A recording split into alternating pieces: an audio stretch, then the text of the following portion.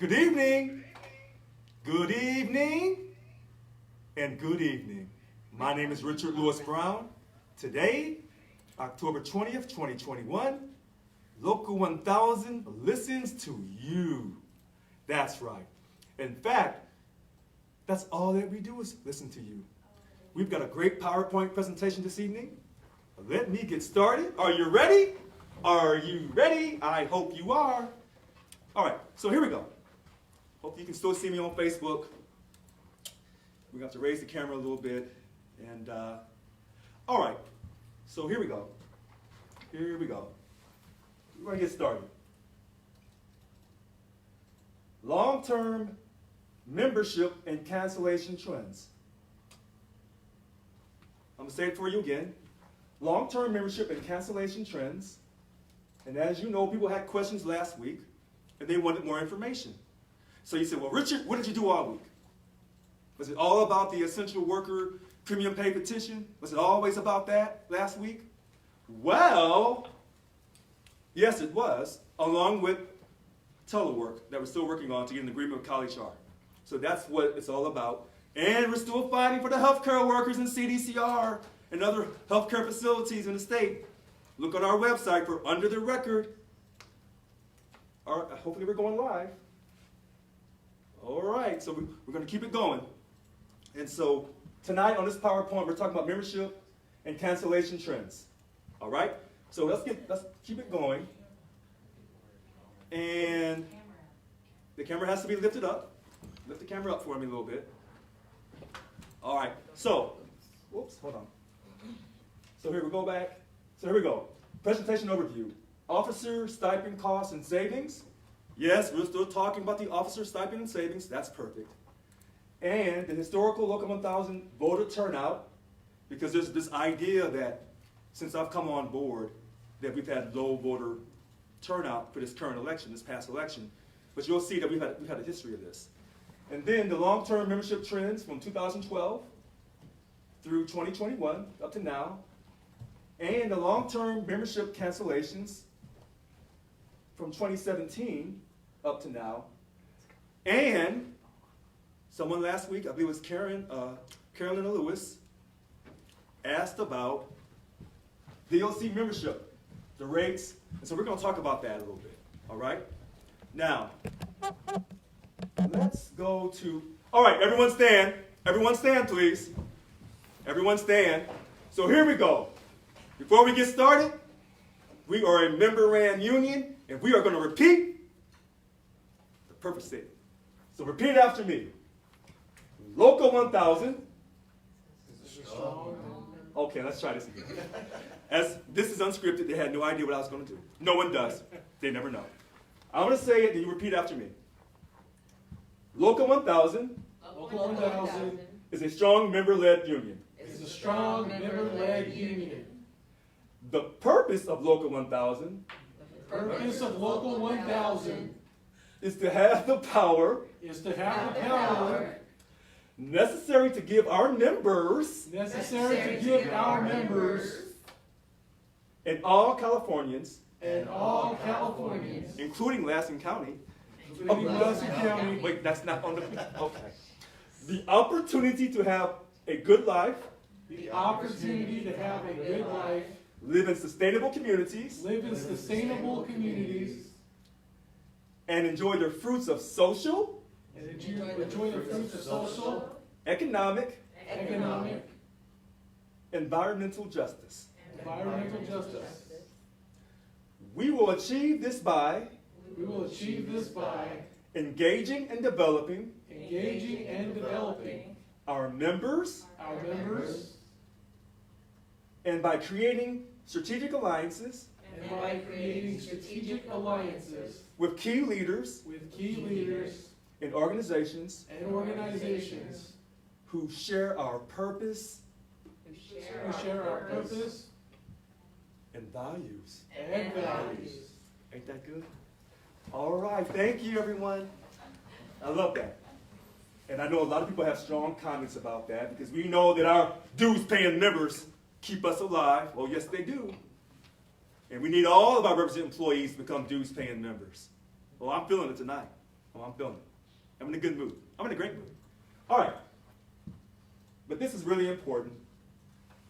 And we're going to live up to this by enforcing our contract and making sure you have dignity in the workplace and filing your grievances in a timely manner and fighting for you. Yes, that's not my line, but yes, we can.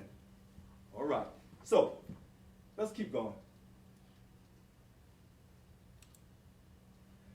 I want people to see this because I'm going to dispel some lies. 2020 and 2021, before I even got here, BOD, Board of Directors, and the SBAC for our bunk chairs. You'll see here in 2020, you had March, July, and December for the Board of Directors. And for the SBAC, it was in February, May, and September. Now let's go to 2021. March, for the Board of Directors, March. Because they had only one day. June, we had that. I got sworn in that weekend, June 27th. Yay. Oh, wow. Wow. Wow. Look at this. December 11th. That was the next scheduled Board of Directors meeting. So when I showed up on the scene, unannounced, unedited, unrehearsed, 7 days later, can't make it up. 7 days later, this is when we're having it. December 18th and 19th. For 2 days. Not 1 day, 2 days. I want you to think about that for a second. They told you I was going wild and I was destroying the union and there's no board of directors meetings and there's no SBAC, Richard's scary. I bet I am. December 11th, we're having it December 18th and 19th. 2 days, just a week later. Now, let's get to that SBAC. SBAC. February 27th, that's passed. We were supposed to have it July 17th and 18th, and then 1 day, October 23rd. As you know, we had to do a redo election. It cost us $360,000 for a redo election that should have been caught at the very beginning for the VP of Bargaining. And Irene Green, our statewide officer for VP of Bargaining, won 2 straight times. She should not have had to go through that second election. She won the first time, and then she won again the second time. So we postponed this,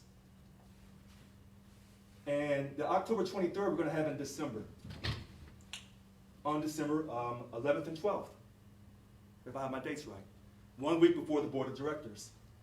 So when they were telling you that I was not doing any meetings, that wasn't true. And then we're going to talk some more on the rest of these slides. And what I'm going to do, I'm going to show you factually the numbers. Now, before people call in and say, well, anybody can take the numbers, Richard, and change it around, they're right. But I want you to remember what I just said about these numbers. I can present you the numbers and show you from my vantage point. Factual numbers. Someone else can take them same factual numbers and present it to you in a different vantage point. You know what that's called? It's called economics. For people who really know. So when they came a couple weeks ago to look at the financial questions, they were taking a look at the numbers. And then they were going back and tell people that Richard is spending the money out of control by their vantage point on how they present the numbers to you. But that $360,000 for that redo election for the VP of Bargaining, they don't talk to you about that part. All right, let's keep it going. Oh, by the way, when they said I was canceling the SBAC and all the board, that wasn't true. I was postponing it. Uh-oh. Uh-oh. What do we have here? Canceled. October 5th and 6th, 2019. That's before I got here. So when they tell you, oh, we've never had our board meetings and SBACs canceled. Oh, that's not true. Here's just a recent example. Now, there may have been a valid reason why they had to cancel that, and they probably redid it later on that year. Not a big deal. It says here, rescheduled to December 12th and 13th. down in the beautiful, and I do mean beautiful, Hilton in San Diego. That's nice down there in San Diego. I don't know who's from San Diego, but whoever's from down in San Diego, they can tell you, oh, that's a very, very nice hotel. Oh, yes. Oh, yes. All right. So let's keep it moving. Officer stipends. Now, I know you heard about, oh, they're trying to run Richard out of office. Why are they trying to run Richard out of office? Well, this is America. Money. Money, money, money, money, money, money, money. 2016, June 26, 2016, we started the salary stipends for the 4 statewide officers. It stopped with me here in 2021, but up to that point, over $500,000 was spent on salary stipends for the 4 statewide officers. I want you to think about that. With me in office, statewide officers are not getting that salary stipend. You think that may be the reason why they want to run me out of here? That's a lot of money. Someone told me I was stupid as I don't know what for not taking that money, the salary stipend. But see, I'm true. I'm sincere. I'm a real volunteer. You don't have to pay me a salary stipend. See, some people sold you on the idea that, you should get paid for the job that you do. Oh, so you looked at this as a job. Oh, I got you. Then you could have stayed on your regular job. I look at this as passion. A labor of love. That's what I'm doing this for. And you know that. You may not like my delivery. But you always tune in to watch. All right, so let's keep it moving. Now, they told you, oh, well, Richard only won with 33% of the vote. He's a nobody. Really? Huh. Okay. Total votes by percentage from 2011 to 2021. 4 elections, including this past election. The high number is 2011, 16%. The second highest number was the election that I won, 2021, at 14%. So we've averaged 12.5% over the last 4 elections. So you said, well, whose fault is that? Is it Richard's fault? I'm not assigning blame to no one. I'm just telling you factually, this is what it is. So when they tell you that I don't represent the union, that's not true. In this election in 2015, it was only 8% that voted. But people will tell you, well, that's how he's presenting his numbers. Fair enough, fair enough. But this is factual. Average of 12.5% over 4 years, over 4 elections. All right. Take a close look at this. I'm going to slow down for a second. 2012 to 2021. Up to September. Look at this. We're going to say 63%, 62.5, 63%. That was the high, 2012. And then you see it start to slowly go downhill. 2020 was at 56.4 in 2020, September. Now, September 2021, 55.5. So when they tell you, oh, with the election of Richard Lewis Brown, everybody's running for the hills. Well, first of all, a lot of you city people don't know about hills. You couldn't survive out no hills, out no country. It ain't in you. I see how you talk about the people in Lassen County. Forgive me. Maybe I love Lassen County too much. I don't know what it is about Lassen. Something about Lassen I love. All right, but you'll see this decline. It's just a slow decline. Now listen to this. Remember Yanez, June 27th, 2018, Yanez. After Yanez, we were at 61.7%. Before Yanez, we were at 61.9%. So Yanez didn't destroy us. And let me tell you this tonight. You know why he didn't destroy us? Are you ready? You're on this roller coaster? You buckled up? This goes to the credit to the former president. Oh, you didn't think I'd say that? Okay. That's credit to the former president. And to all of the work they did. Well, the Spirit must be in tonight. Okay. So anyway, 61.9, 2017, 61.7, 2018. Then we dropped down to 60.3 in 2019 in September. These are not massive drops, but it's a slow decline over the years. So when they tell you it's an urgent matter, we have a meeting, it's an urgent matter that we do all these different things because we're trying to save our membership. People, that's a complete lie. You've been sold a bag of goods that's been rotten from the time it started.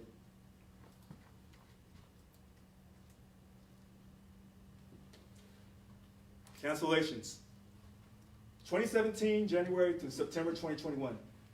13,000, almost 800 membership cancellations. Now, that high number, somewhere between May and July of 2017, 1,413. Then it looks like we had a high number for Yanez in June of 2018 of cancellations. But then you come over here to October 2019, you see 61%.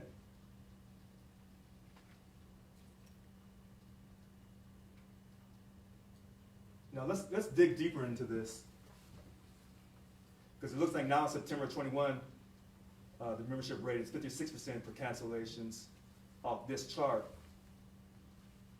But let's go to the next chart.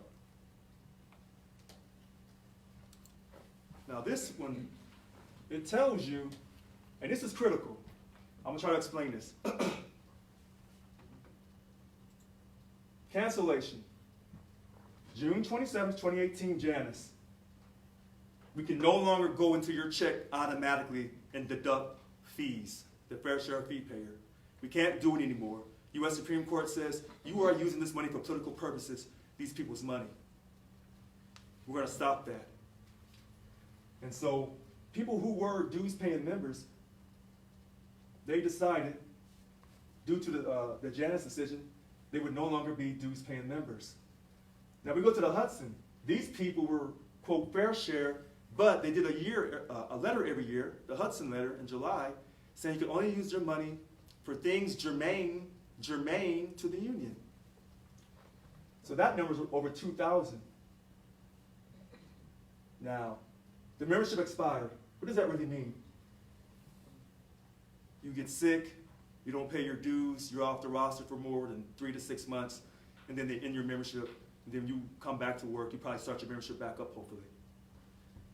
And then we have the retired. Now, you would think this retired number would be a lot higher, 297. We'll get back to this in a second. Left the bargaining unit for whatever reason, 250. We don't know. A job promotion, maybe they went to another union because they had their job classification changed. Financial reasons, 245. Now this is what they're telling us. We'll keep going down. Other, who knows, 177. Unhappy with the union. Unhappy with the union. Only 165. You would think it'd be a lot higher. Political, 14. You would think it would be a lot higher. But here's where things get interesting. This big old number down here at the bottom. Unknown, no reason provided. 5,810. These people down here didn't want to tell us why they left. They could fit any of these categories up top. 5,810, and we know 4,000 due to Yanez. But they didn't tell us when they left. 5,810. For a total number of all these categories, 13,767. All right. And then they did it, we broke it down by the years 2017 through 2021, and we did it by Yanez, the different categories we talked about in the previous slide. And of course, the big 2,252 reasons unknown, that was in 2017, which is funny because you think it would have came in 2018 with the Yanez decision, but it did not. However, that Yanez decision was critical. 1,285, which ironically the high number came in 2019, not in 2018. But the Hudson people, who didn't want their money being used on politics, When they heard about that Yanez, even though they weren't full dues paying members, our second highest number is 1705. As soon as they heard about it, they were gone. They were gone. They never wanted to be part of the union. Either they were anti-union or because of the political actions of Local 1000. Okay. And that's why a lot of times you hear me say we can't be involved in political spending because it divides our union. All right. This question was asked. DLCs. We went highest to lowest. Membership rate. And so it appears that 751, 87.6, they're the leader. They edged out 771. They were at 85.7%. Now, this is just telling you about the DLC and the membership rate. I know what you're thinking. I know what you're thinking. We're going to get to the next slide. And we should have averaged what was the average membership rate for all the DLCs. All 51 was the average. We didn't do that. I missed it. Forgive me. All right. Now, this is the highest to lowest. DLC 790 is, quote, humongous. They have almost 5,000, 4,946. And so we did the numbers of dues paying members versus non-members. We did the count for the job stewards in that DLC, for all the DLCs. And remember when I said, hey, we need more job stewards? And you can see these small numbers. This is the first slide, the small number of job stewards. We need to increase our job stewards. I'm not going to take all day with this. This PowerPoint will be reviewed again, and it'll be put up on the website. Because I know a lot of people have questions about, well, what if my DLC has 5,000, another DLC only has 1,000 people? The answers are here. They're all in this chart, or graph, should I say, or chart. Okay, or table. And this is the rest of it.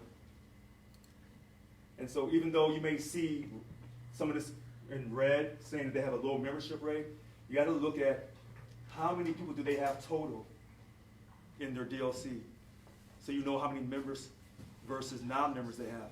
And that's why we have this, quote, ratio right here. All right. Now, I want to talk about this for a second. 33 unopposed DLC presidents. People say, why don't things ever change in our union? When you have elections and people run unopposed in their particular DLCs, then you really don't know if they have the support of that DLC or not. They didn't run against anybody. And when you see this, this is no knock. I don't know why I look so dark on this, but I was lit up a couple minutes ago. Okay, I'm good. Okay, so this is no knock on these DLC presidents. But they ran in uncontested races. So a lot of times when people say, hey, I represent my members, we really don't know who you represent because no one voted for you. And again, I'm saying that with love and respect. We don't know who you represent. No one voted for you in these races. Now, some people can say, well, I'm doing such a great job. No one wanted to go up against me anyway. That's a way of looking at it. But again, we don't know who you represent because no one voted for you.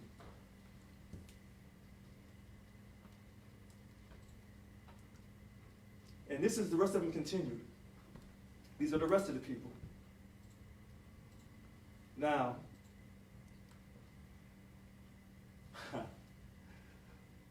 21 contested statewide officers and DLC presidents. These people had to compete to get to where they're at. They had to go out and earn those votes.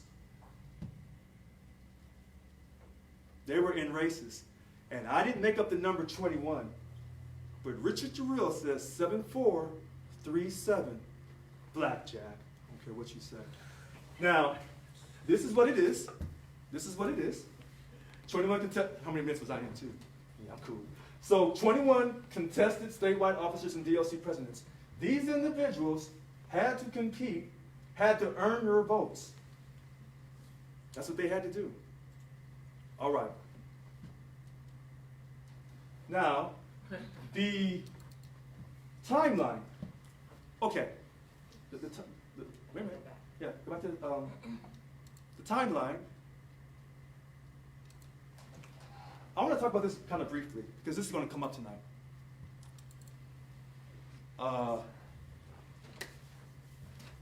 The past election, the official election winners were announced on May 28th. And I know y'all not doing this to me. So, on June 2nd, there was an emergency board meeting. And I don't know if they contacted their members of their particular DLCs or not. But they had an emergency board meeting on June 2nd. And from that board meeting, we don't know really what happened except $1 million was given to SEIU State Council, $1 million from that board meeting to help Gavin Newsom, the governor, successfully defeat his recall. That happened on June 2nd. And then they also said, you know, our official position for Local 1000 is to oppose the recall. All right. And I don't remember a survey going out to the membership asking us if we wanted to do that or not. But they said it was an emergency, so maybe they didn't have time to do the survey with the membership. All right.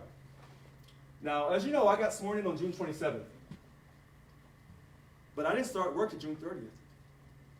And with that, on the 1st of July, there was a demand on me to hold the SBAC. Even though we knew that the VP of bargaining was going to be a new election. All right. Then, as you see here, July 2nd, second election for VP of bargaining, that started.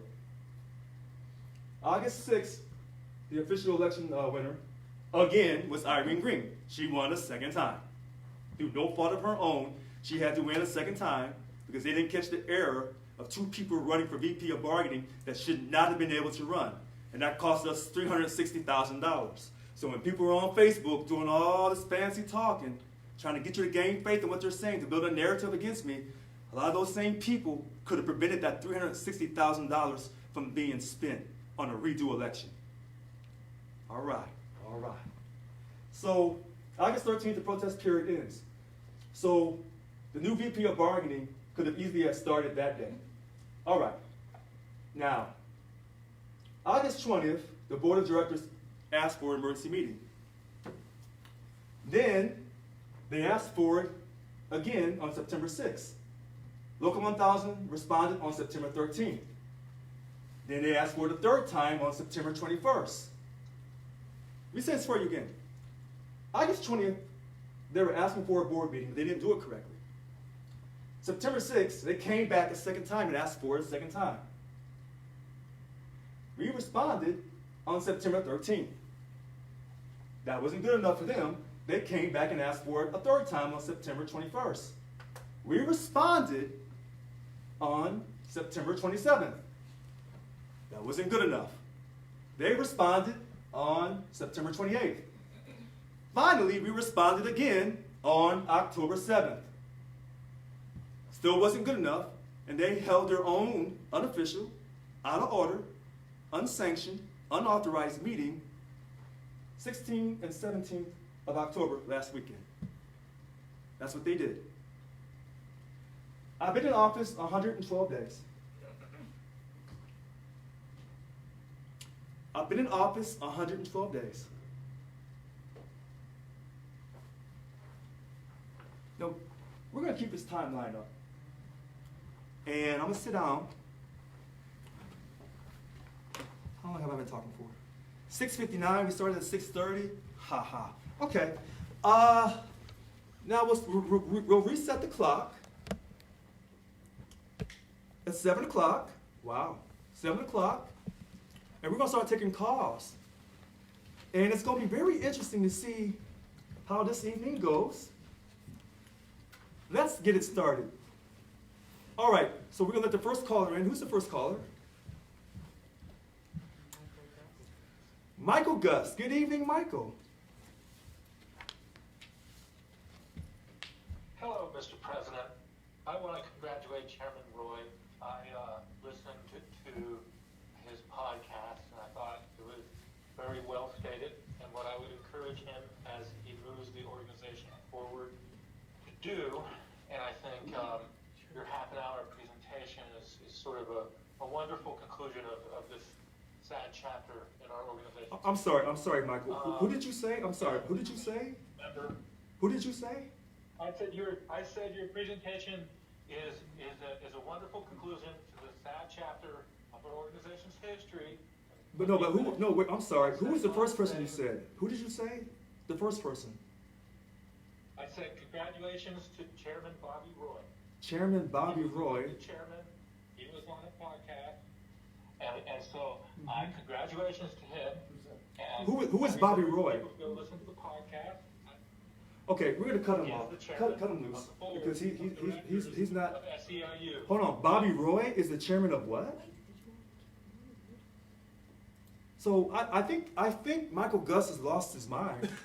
No, I say that with love and respect. You know, I'm not saying that in a negative connotation. I'm saying that basically, I'm the president of Local 1000, and that out of order meeting last weekend does not stand up. So I think he's confused, and maybe he's deceived. Okay, let's go to the next caller. Hi, Craig. Good evening. Mr. Brown, you did not let Michael Gus finish, so you're really muting people when they weren't able to finish. So please let him go again at some point. The thing I wanted to bring up is the meeting was not at order. You were sent all the information correctly, with a majority of the board presidents requesting the meeting as an emergency meeting. Policy file says you shall call that meeting. You did not call it. Yeah. It was called by the board itself. They Right. set it up. Let me hold on. Wait.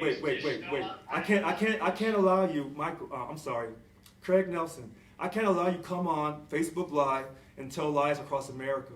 This is a country where we stand on the truth, and you're lying through your teeth. Because they did not do it correctly. We responded to them. I went through the timeline here. Hold on. I am not going to have a call tonight where you're going to spew lies. If you want to continue to spew lies, feel free on Facebook and anywhere else. But on Wednesday night, where we're fighting for our people, we're not going to allow you to do that tonight. Have a nice night. Next caller. Who's the next caller? Hi, Denise. Good evening, Denise. Hey, Richard. I just want to give a little help to Michael Gus because you cut him off. And I understand that your presidency is really kind of in its infancy, but a really good rule of thumb is to listen to the members that you are supposed to be representing.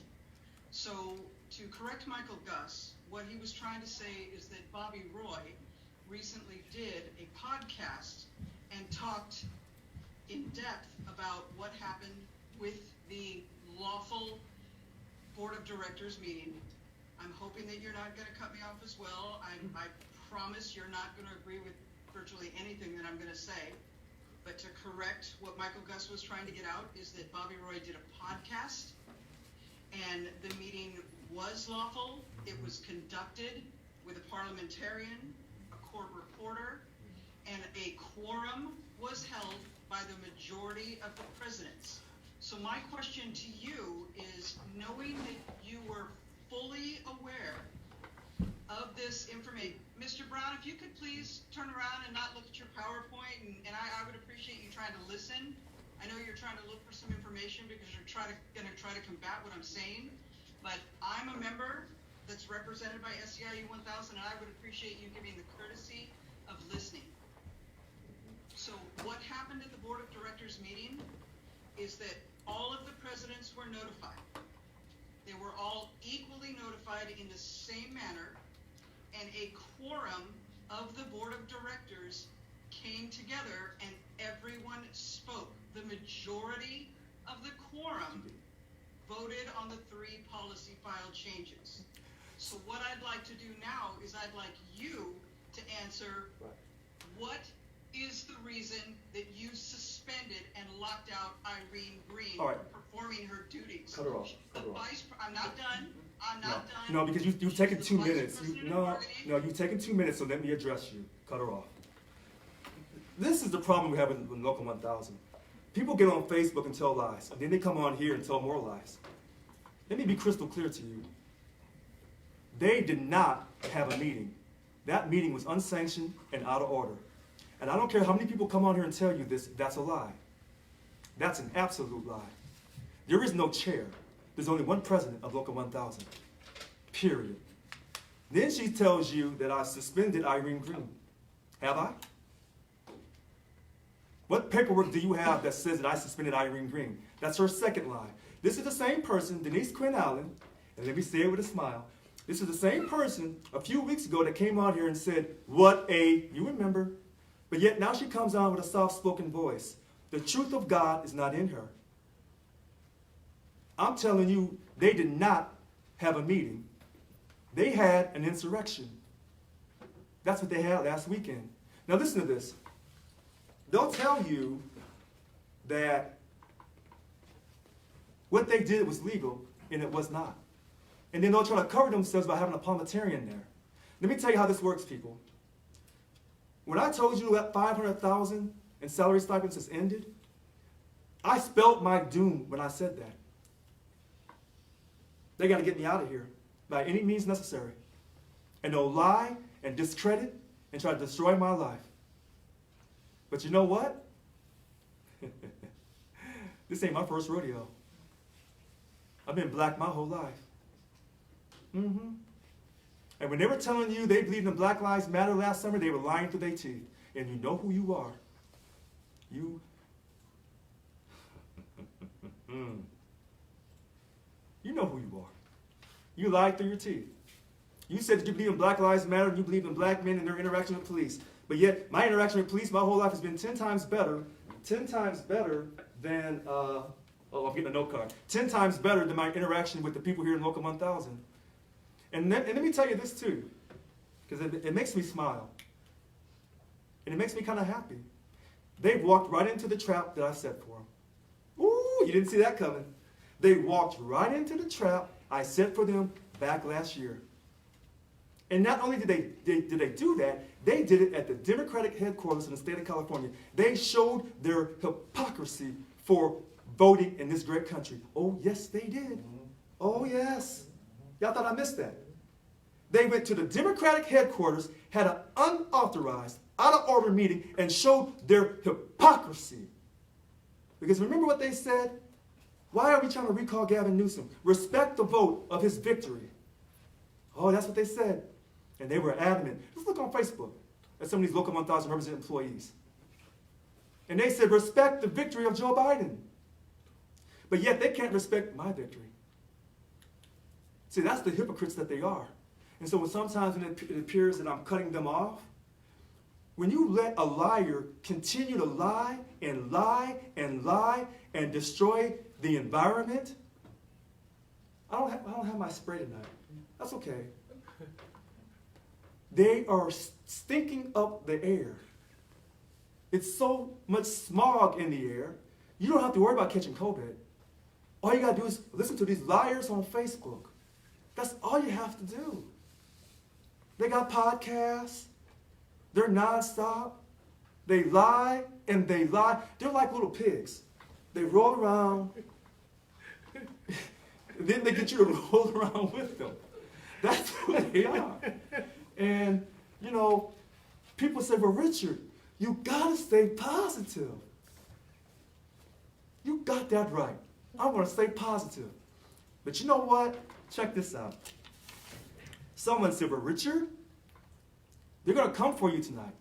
And I said, praise God through Jesus Christ. Hebrews 11:1.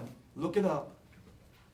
And when they make fun of me and they criticize me, I'm going to keep going into them. Because they said, well, hey, the fire is out of control, Richard. Don't run to the fire. Run away from the fire. Well, I ran to the fire in Lansing County. Literally. They had to come and get me out of there. I was like, oh my God, I'm going to die.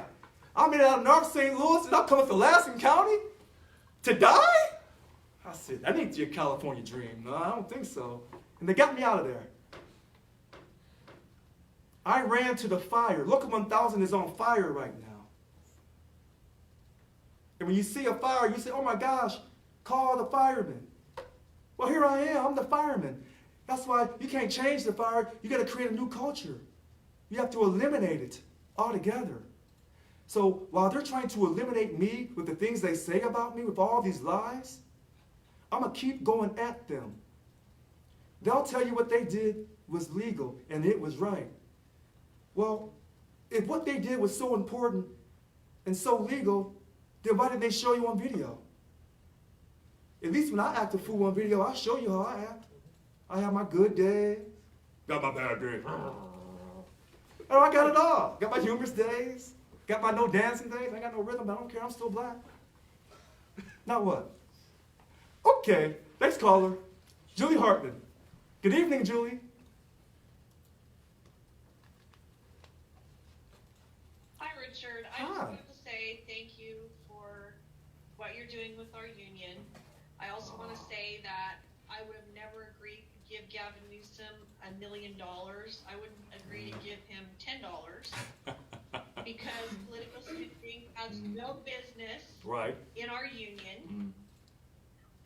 Not just for Gavin Newsom, but for anyone. Political spending of my union dues and yours have no place in our union. And if they remove you and take away your duties, I'm going to be up on your chart as one of those people that no longer pay. So, and I'm sure I'm not the only one. I'm listening to you. What is going on here is a bunch of crap. It's a bunch of crap because they don't like your leadership style. They don't like change. And who does? Who likes change? However, we need to show you the respect. We voted for you. You won the election. And just because somebody doesn't like something, I don't like a lot of stuff that goes on in our union, but I have to take it. Going forward, I don't have to pay for it, though, if they continue this garbage. So, again, thank you for everything you're trying to do. It's much appreciated. And good luck, Godspeed. I hope it works out. You know what, Julie? Listen. I'm grateful for your phone call, and I know you're telling me the truth. And you are representing a lot of people who are going to leave this union if they run me out of here, if they strip me of my powers. I say if. Let me say this to you. Everyone calls and tells me what they think I should do. And I'm appreciative of that. I really am. But I want you to understand something, Julie, and to everyone else listening. When all of you, with all your smart ideas, are calling me and telling me what to do, you mean well.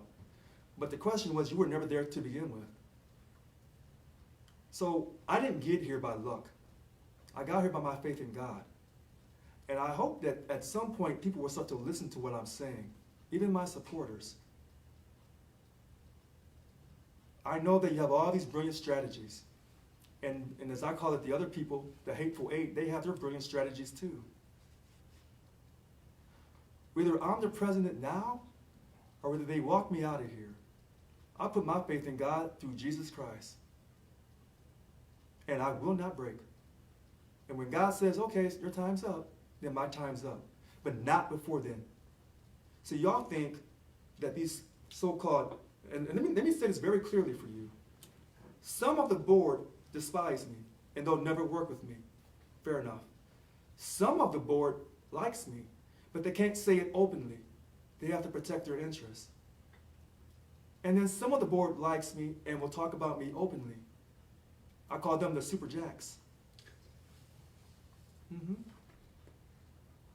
Mother Mary. Sure. That's who they are. Some of them give chants for me. They pray for me. They send me messages every morning. You know who I'm talking to. I don't leave this union until God tells me that my time is up. And when he tells me my time is up, then my time is up. but not before then. And I'm not trying to come across like I'm a holy roller, I'm super righteous. What I'm telling you is, through my faith, through that revelation, through that dream, is why I'm here. People don't want to hear me say that. Because those who truly believe, they know I speak the gospel truth. And that righteousness that I speak was from yesterday, today, and tomorrow. It does not change. See, when you say about change, let me tell you something about change. When you hear people say change, those are changey type people. When you're doing good, they're by your side. When things get tough, they change up on you. Can't find them. Can't find them. You know in your heart, I ain't sometimey. What you see is what you get. That's who I am, and that's how I got elected. And the funny thing about it, I'm fighting for everybody, all job classifications, all different types of people, from the city and the country, everyone equally. And you know that. And that's why you tune in, because you're never going to see a real person who's down to earth that you can call at any time, who will call you back, who will text message you back, who's the president of the largest public sector union in the state of California. You'll never, ever, ever see it again. That's a promise. Next caller, Veronica. Good evening. Good evening, Richard. How are you?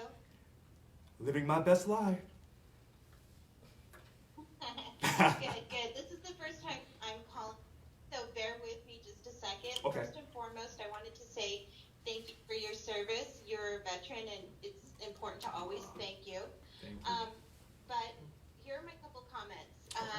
One of them was, I personally did not vote for you. I didn't know enough about it. Okay. And boy, have you gained my respect. You have gained my respect, my trust.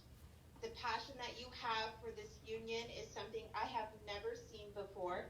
I've never wanted to be involved until, I saw how you were leading. So to me, I think that's something that doesn't just resonate with me. It resonates with a lot of newly appointed stewards that I've become friends with. On that note, I did want to say that our DLC president, which is Wanda Yanez, I think she's on this call. I wanted to say thank you to her because she also is a great resource and has always listened to the members in our DLC. One last kudo to Irene Green, who reached out to me last week, I believe, or the week before, on an issue that I had that never kind of got resolved. So I've never had somebody contact me the way Irene Green did. She's absolutely amazing, and if she's listening, I hope she understands what her phone call did to me. On that note, Very good. I don't know what the board of directors is doing, but I do know that as a newly appointed steward, where stewards are very needed in our DLC, I will leave the union. I've been with the state 15 years. I think it's important that whoever the board of directors are, or whoever these people are, they understand that the members voted, and they took that vote seriously and appointed you because we trusted you.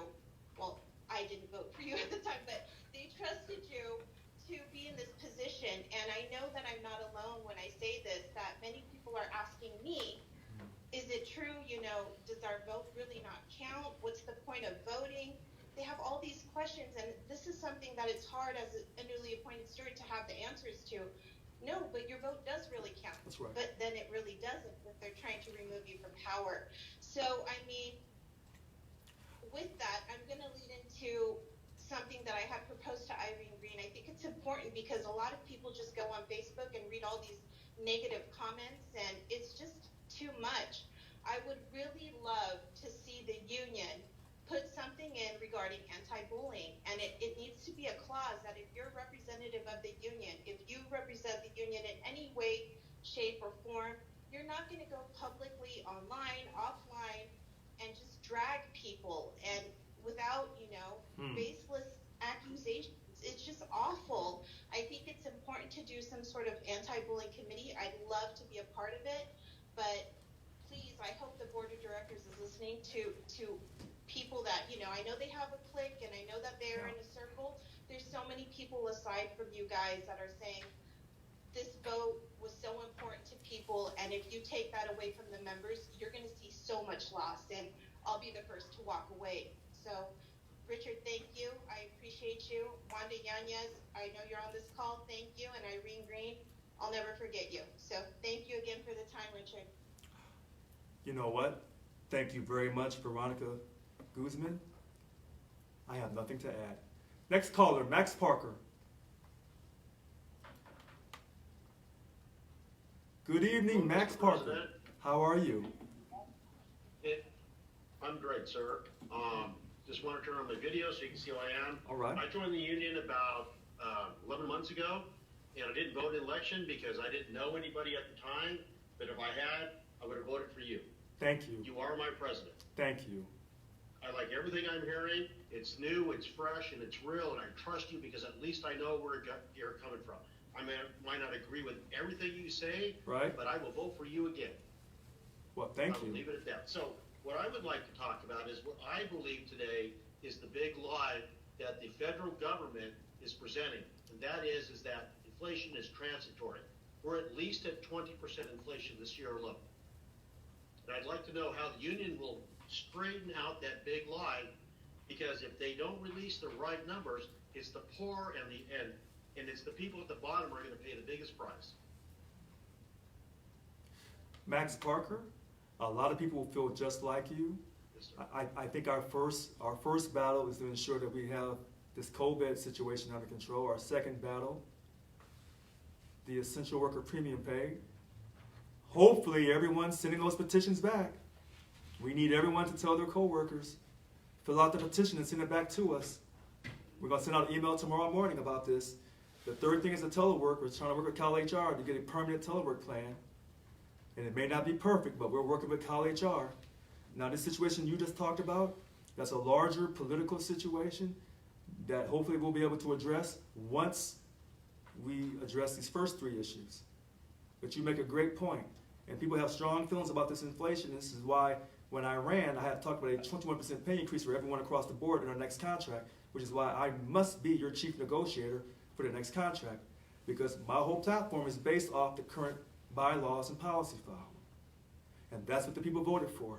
So when Veronica Guzman says, hey, does my vote matter? Your vote matters in this country. Don't let no one ever tell you anything different. You matter, your life matters. It always has, and it always will. You never stop voting in this country. All right, I'm gonna get off my high horse. All right, next caller, DLC President 727. Oh, yes, sir. Yes, sir. I have one more thing to say. Yes. Mr. Brown, this is for the board. Yes. If they remove you early from office, I will quit the union. All right, I'll put you down, To the sir. board. If they remove you without a proper vote and everything, I will remove you. I will quit the union. Thank you, sir. That's all I have to say. Thank you very much, sir. Listen, we're going to talk about this meeting. I want to get through all the calls, and then we'll try to, kind of touch on that, because it wasn't a meeting, it was an insurrection. All right, DLC President 727, Linda Martin. Good evening, Linda.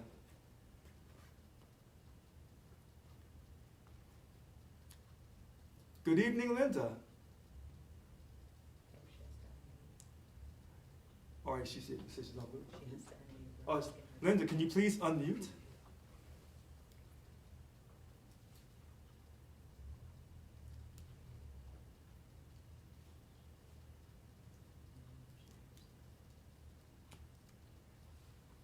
Okay, so we'll have to come back to Linda Martin. So, Ronald Rawson. Ron, good evening. Hi, Richard. Can you hear me? Loud and clear. Go ahead, Ron. Yeah. Just wanted to say, great job. I won't use a word that I became to hate this word, phenomenal. Okay. Because for the last 3 years, that's all I heard people get on the phone and say, "Man, President, you're so phenomenal." Just heard that for 3 years while they were taking away our furlough days and raping us from here to there, nurses not making an equitable wage. I'll shut up. I'm saying. But yeah, everything was so phenomenal. Right. And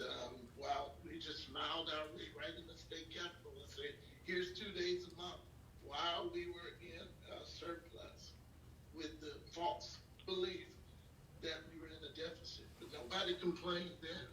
I wonder why don't we uphold our ethics policy with regards to people sitting on the board of directors? There are people that are sitting on the board of directors that, if we were to look into their past and present, they shouldn't be sitting on the board of directors. So how do we uphold our ethics policy, and why aren't we doing that? And yeah, I just want to know. There's some people who are living in a glass house throwing a rock right now, and I'm very concerned about this. Why do we allow these people? And have we gotten the results from? I thank you for putting out a survey monkey that asks us what we feel, how our voices are being vetted through our DLC president. The fact that our DLC presidents, if the board of directors can have an emergency meeting, the DLC president should have had a DLC meeting before they came to the board to vet whatever motions and actions that were on the table through their membership before they came. So I'm so glad you put out a survey monkey. I'm just so excited to hear what the results of it is, because it may show that this board doesn't represent our best interests at all. Last thing I want to say is why I like Irene. She's a wonderful person. She was voted as vice president, and I believe everybody should be able to do their job, including Irene. But why didn't anybody say anything while the three vice presidents were disenfranchised for the last 3 years, locked out of bargaining rooms, and so embarrassed? They just dismissed these people. Tony Owens never addressed SBAC as a vice president of bargaining. I mean, so much was done in the face of silence because it was Mama Bear. But now they want to say, because you're not holding an SBAC, or the board of directors in SBAC is in December.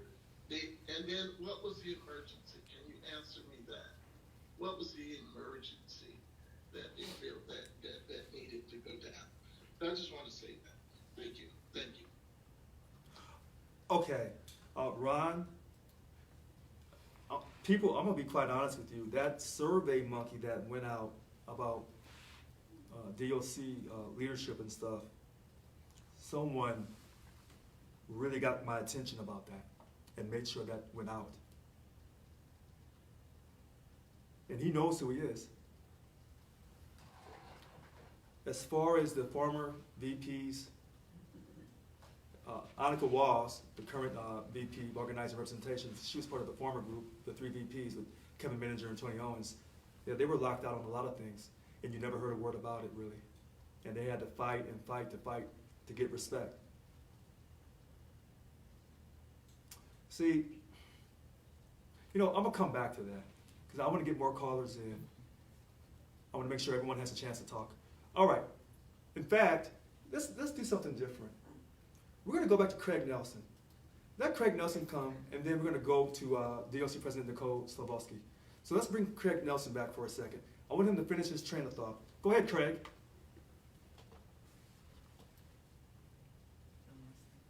Just a moment, I had not thought I was going to be coming on for a while. Yeah, go ahead. Had to Yeah. plug in my headset again. Okay, no worries.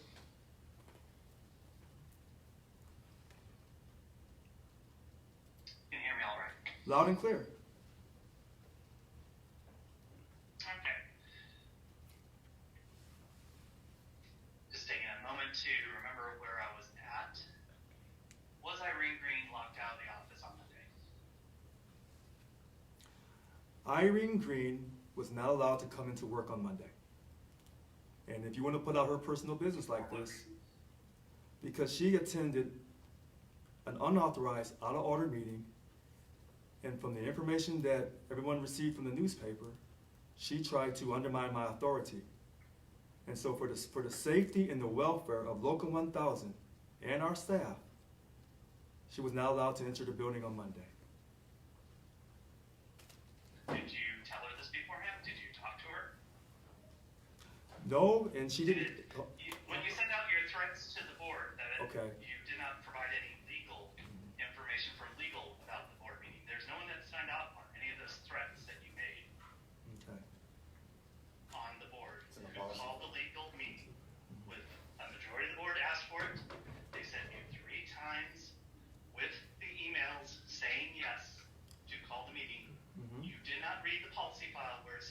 shall do this. You pick and choose what you want out of it, and did not call the meeting that they called for. You have put the fiduciary responsibility of the board in jeopardy by spending money without consulting the board. You're going to close offices now, it sounds like. You paid for a campaign without consulting the board. You did a Lassen rally without trying to get a bigger strategy to help them out. You are making up as you go along the essential worker petition because you have not created a strategy to actually get that done, except to petition Gavin. The legislature has the purse. You have to lobby them to get that money. Gavin can't sign just whatever he wants to give us money. You have to have a strategy, and you have not created one. You just make it up as you go along, rather than planning. That is the problem that I have. You locked her out. Why did you choose now to do it? Why didn't you choose to talk to her and have her come to a meeting? You canceled all her meetings. Frank is very upset about that. He's going to be coming on in a minute. The board legitimately had a quorum. A majority voted. You chose, Annika chose, and David chose not to show up. You were nominated as a person as the chair. You made yourself ineligible by not being there. You did not want to engage. So, that is what all your right. problem So, is. okay. Do not engage. All right. So, Do Craig. not compromise. So, Craig Nelson. I'll let you come on. I'll let you talk. Now I have to stop you. People, these are the lies, and people like him are liars. Now, I'm going to try this again with y'all, because people like him is what's wrong with our union. And I'm not even mad at Craig. He has some type of psychological block or something. And so when you look at this, August 20th, they tried to call for an emergency board meeting, and they sent me an email. But it was insuffice. They did it again on September 6th. We responded on September 13th. When people like Craig Nelson come on Facebook and they lie like this, it's a waste of members' money and time. And it's really, really a shame, because he's a complete liar and a fraud. And it's disgusting and it's stinky. And there's a reason why our union's in the sad shape that it's in. Let me point to his lie. When I said we responded to him on September 13th, here's the response. Who's it signed by? Our chief attorney, Ann Giese. But he'll never tell you that because he's a liar. And I'm not saying a liar in a negative fashion. I'm saying it with positive energy, with enthusiasm, and a great deal of love. He's a liar. When he tells you, I have to do something, upon petition by a majority of the Local 1000 Board of Directors, they never sent me a petition with their name signed on it. Now, they'll tell you, well, we sent an email. No. The petition I'm having you send back, because I have a poor strategy, because you insisted that we do an essential worker premium pay petition to let Gavin know, the governor, Gavin Newsom, know how important this is to us. Now, I want you to think about this. This is how much of a liar and a fraud. And he's insignificant. I shouldn't waste my time talking about him, but I'm going to address him before I talk to these rest of these people on here. When the money was there in January, that surplus in billions, state money, he could have stopped the POP right then. But he didn't do it. I wasn't even in office then. So when he says, I don't have any plan, no, Craig Nelson, who did you support to run for president? It sounds like to me, they didn't have a plan on how to win the election. Sounds like to me, you all turned up now. You get off me, Craig Nelson. You ain't got enough. You better go to college and get some education if you come talking to a person like me. But I think you are highly college educated. I take that back. You are highly educated. That's why you can't be the president. You can't see the big picture. But I say that with respect in my heart. I really do. Everybody can't be the president of Local 1000. You didn't run. And whoever you supported, they didn't win. All right. We'll keep it positive. But I'm just trying to just say that, listen, everybody knows tonight that people are going to come on here and try to get me angry. I mean, everybody knows that. That's why you have your popcorn and whatever, Patron, whatever. But you're not going to get me angry tonight. I'm just going to check you.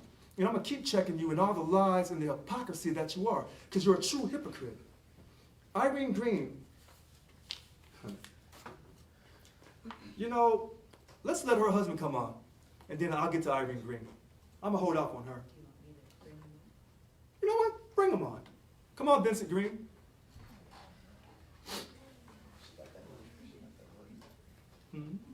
Hello, Richard. Good evening, Vincent. How Thank are you? you for taking my call. You're very welcome. You know, I'm okay. A little bit better than the last couple days, but you know, Fair enough. we can discuss that at a different time. Fair enough. You know, the things that I kind of want to say, and we'll talk about Irene a little bit. Sure. I think we have to be cautious about who we call liars or who's not telling the truth or whatnot, because it can be true that people can be misinformed. Not that they're liars, Okay. but they can be misinformed, and that they don't know, you know, something about what they are talking about. And you know, and when you say that somebody is a liar, Richard, you're talking about their character in a very negative way. And I know that you would not appreciate that. So when you talk about God and Jesus Christ, one of the things that they say is do unto others that you would have them do unto you. And you know that, especially if you know about faith, which Hebrews 11 talks about. Right? So we might want to just be careful from moving on in, because this is not building bridges. This is not mending. This is not bringing people together when you turn around and suggest that they are liars when they might not be. They may not know the whole thing. And that's fair. And as a president of SEIU Local 1000, I would think the first thing that you will want to be is fair, not only to the people who voted for you, but for the people who didn't vote for you, for the masses that you represent, because you are president of Local 1000. Now, I would agree, and one of the things that frustrated me was that after you did what you did to Irene, which was to basically lock her out, you did not have a conversation with her. You still have not had a conversation with her. And this goes against everything that you've been saying for like the last 100 days and even tonight. You said that you would call them back if they called you. I know for a fact she has called you and you have not called her back. Now that is, I'm not going to say it is a lie, but I'm sitting there saying, you know what? You're saying one thing, but you're portraying something else. And that's a concern. You know, she has called you, she has left a message for you. No, she didn't. To actually give her a call. Hold on. And you refuse to return a phone call. Take your time. Ooh, she did go. Oh, she did go. Okay. I'm listening. Go ahead. Go ahead. It's Irene. I'm downstairs, and for some reason my fob is not working. Can you come let me in? I'm in it. Good. I'm listening to you, Vince. Go ahead. So you haven't responded to her phone call. Mm-hmm. And actually, you know, I think that if you had a conversation, you know, I would think that you would have maybe just a little bit different light as far as what happened or how things happened or between you and her.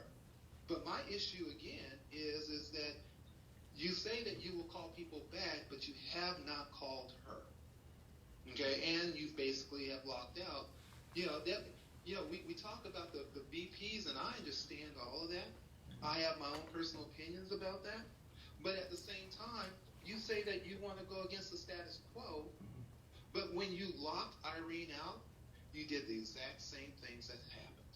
It may be under different circumstances, but it's the exact same thing. So how are we getting away from the status quo, Richard? I don't understand when you say one thing and then you do something else. Now, see, with me, just like last week, when I turned around and said, you have not called me, and when you did, I came right back on and said, you called me twice. Admitted that that's what's happened. Okay? All I'm asking you to do is that if this is what you're going to say, we need to see that in all things that you do. I'm not going to say that you're perfect because you're going to mess up from time to time. Right. But your basic principles has to be what you say. And right now, you know, you are right now the status quo that you're trying to destroy. All right, so let me address this. And I'm glad Vincent called. And I checked my phone. She did call. And I have not called her back. See, she didn't give me the courtesy call to tell me she was going to that unauthorized, illegal, out-of-order meeting. She didn't give me the call. And let me tell you about how people can turn words around. See, what he didn't tell you is, last Saturday morning, I met Irene Green at Bread and Butter on Broadway. And we talked for 3 to 4 hours. He didn't tell you that part. She already knew how I felt about this. And she basically said, well, I may go, I may not. I'll tell you by Wednesday. She did not tell me verbally by Wednesday. If she sent me an email, I may have deleted the email by mistake. If I did, I apologize. But I don't remember her telling me. But she did, oh gosh. She did send an email to the board.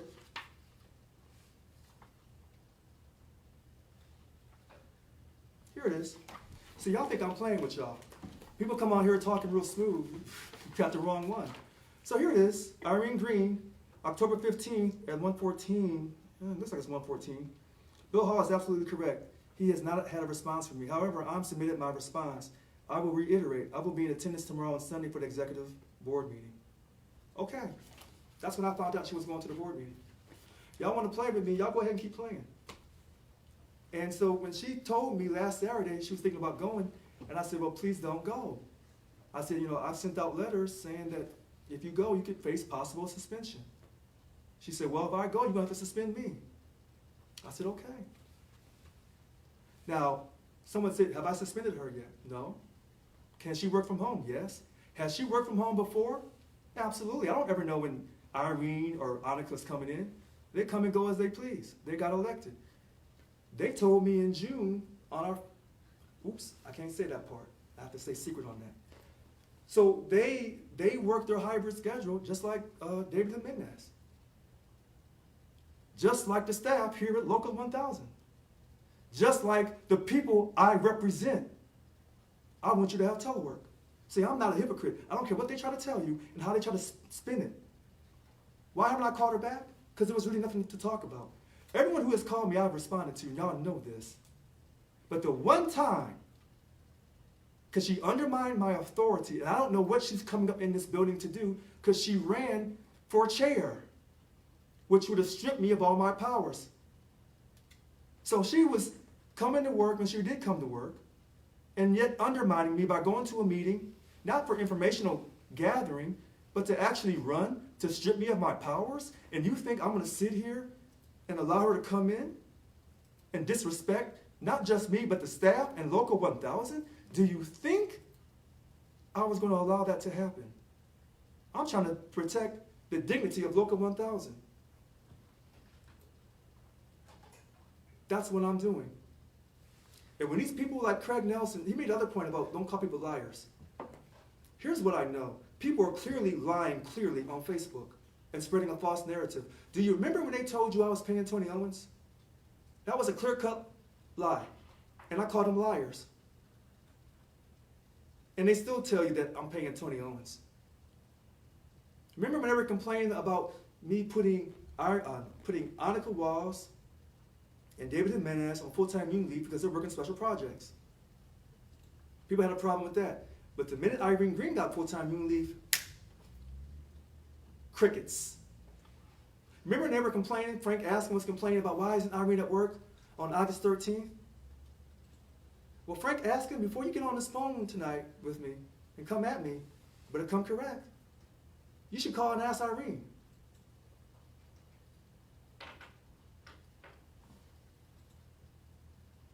I said what I had to say. Now, does that mean in the future that Irene won't call me and I won't call her now? People call me all the time. If I don't call them right back, they'll keep calling until I call them back. Does that mean that we can't still work together? No. Does that mean that she's going to be working out of this building? Maybe. Does that mean I got to tell you every single thing I'm going to do to show that I'm transparent when he says that I'm like the status quo, when you know that's not the truth, I've opened up that website. I'll put our Form 990s on where people are analyzing those tax forms and asking questions. I'm doing these Zooms, change the name, create a new name. Didn't just change it, create a new name. And I'm doing Facebook Live, but they tell you I'm no different than the former president who took the salary stipend, who didn't enforce the contract to give up 2 days of pay, along with those bunk chairs, and a number of those on the board. I think you can look on our website because I'm the only one who was transparent enough to show you that. But they'll come on here and they'll run this smooth, eloquent, dignified, suave voice. Oh, look at me. You know, they remind me of people at the club.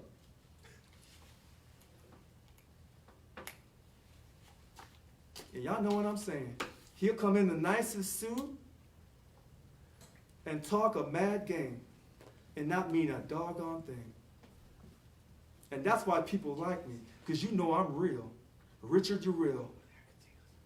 All right, let's go to our DLC 770 President Nicole, because I know I'm going to butcher your last name. Nicole, where are you? Go ahead, Nicole.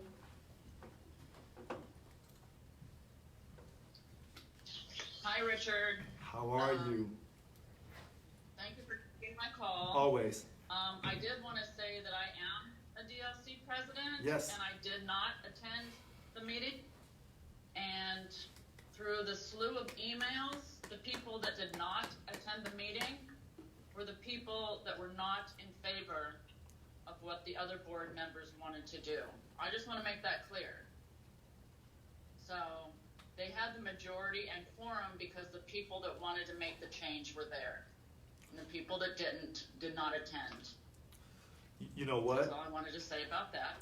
Hold on, Nicole. Now, let me say this, Nicole. Everyone is saying different things. We don't know if they had a quorum or not. No one knows because we didn't have the video to verify.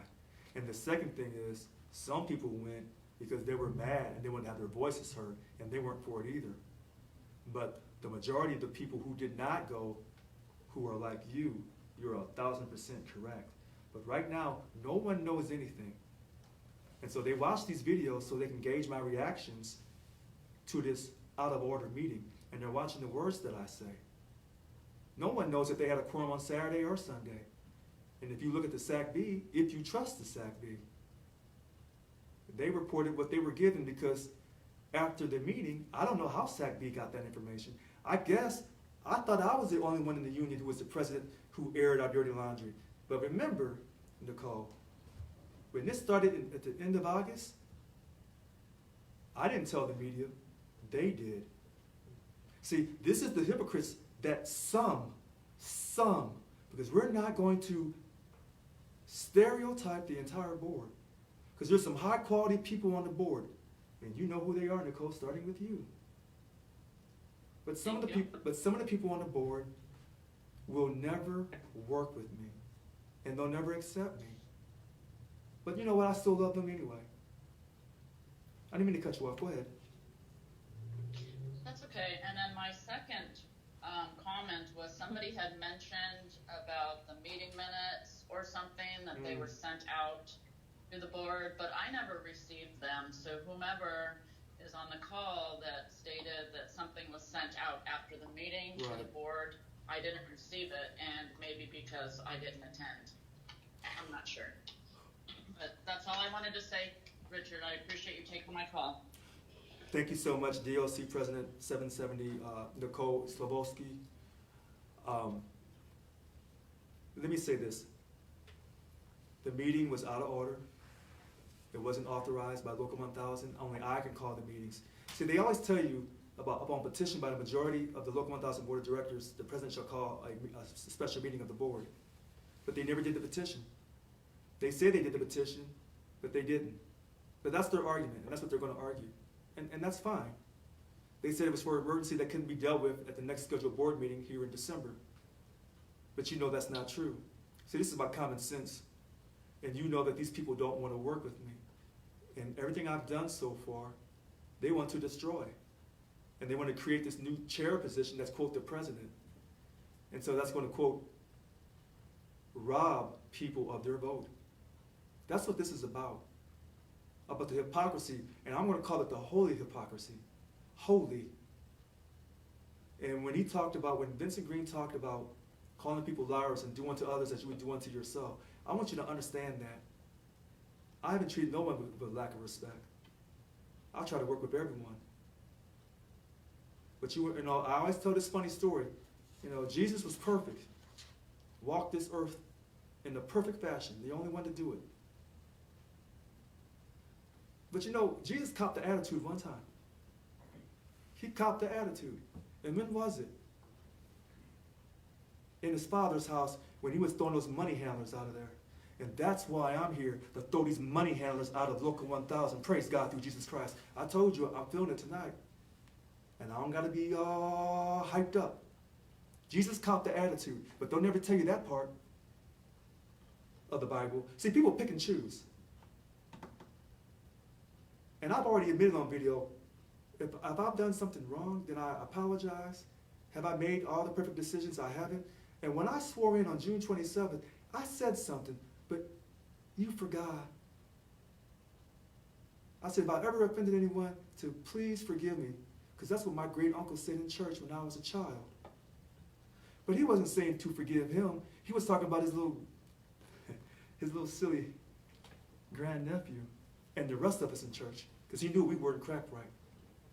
He knew we had issues.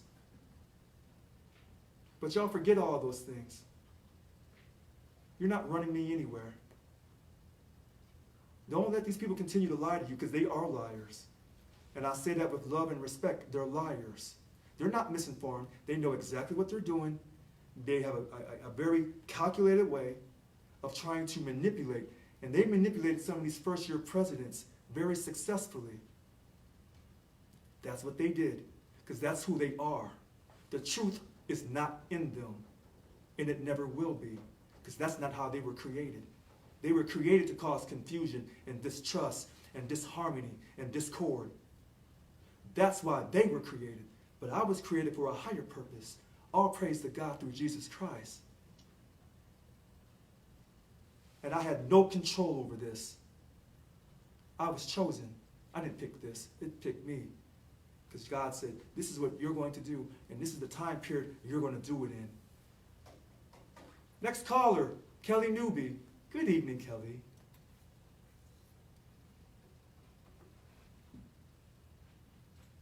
Good evening, Kelly. Hi, can you hear me? Loud and clear. Hi, good evening. Oh, thank you so much for taking my call. I just wanted to thank you for everything that you're doing, number one. Thank you. And second, I just wanted to say as well that the people that attended the unauthorized meeting apparently were not speaking for all of the members. I think that it's important as a SEIU 1000 member that we should be able to have our voices heard and not be disenfranchised. And subsequently, you're right, I think there's a lot of people that want to have others believe that not everybody supports, Irene Green, and not everyone supports the unauthorized meeting. I think it's important as well for everyone to realize that, number one, it would be really important to have transparency as to who specifically was out on union leave. I think these people are very angry that they have to go back to work and that they're not allowed to continue on with their stipends. And unfortunately, for them, it's great that we have you, Richard, because they shouldn't be allowed to continue for years and years and years being paid by the members. I personally have been a member of, but also an employee of the state for 15 years, and I've observed the corruption firsthand for many of those years, where people's voices were absolutely never heard.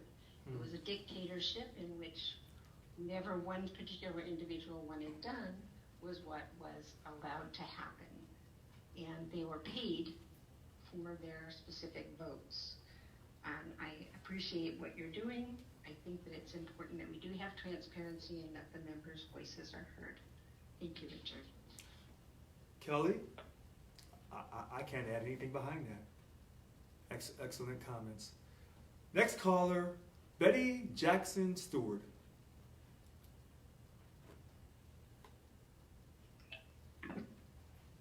Good afternoon, Richard. Good afternoon, SCIU members. I hope all is well with you, Richard. Thank you, Yanez. That Kelly lady who just spoke so eloquently, thank you, Kelly. I appreciate your words of wisdom. I would like to address Richard first. And Richard, I find you to be accountable, respectful. You display integrity in your work.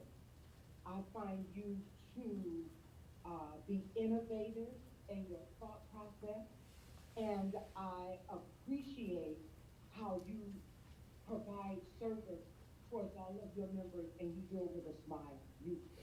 This gigantic, biggest, brightest smile. That's what I would like to say to you about you. For Miss Irene Green, you have a conversation, since she doesn't understand, or it sounds like she doesn't understand, I just want to say, her husband had a lot to say. I don't know who hired him to speak for everyone and interpret for everyone, but I'm going to speak for myself. I feel like you spoke with Irene Green prior to this process, and she decided to attend anyway. Not only did she attend, and for the record, Miss Irene Green, Betty Jackson Steward voted for you, and I'm very disappointed. You betrayed Richard when Richard is the president, and Richard serves all of us. But you got in where you thought you fit in, and you got in there to betray all of us. All of the members you have betrayed. And I feel strongly about that, about you. He should have locked you out, and there's some other things he should have done.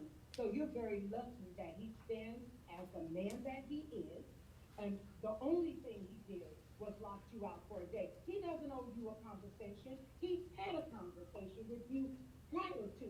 So you and your husband are wrong. I don't know what makes you think Richard needs to call you back, because after you betrayed him, now you feel you do some apology, or your husband believes you're due an apology. You are both wrong. So the two of you can go sit this one out. Okay?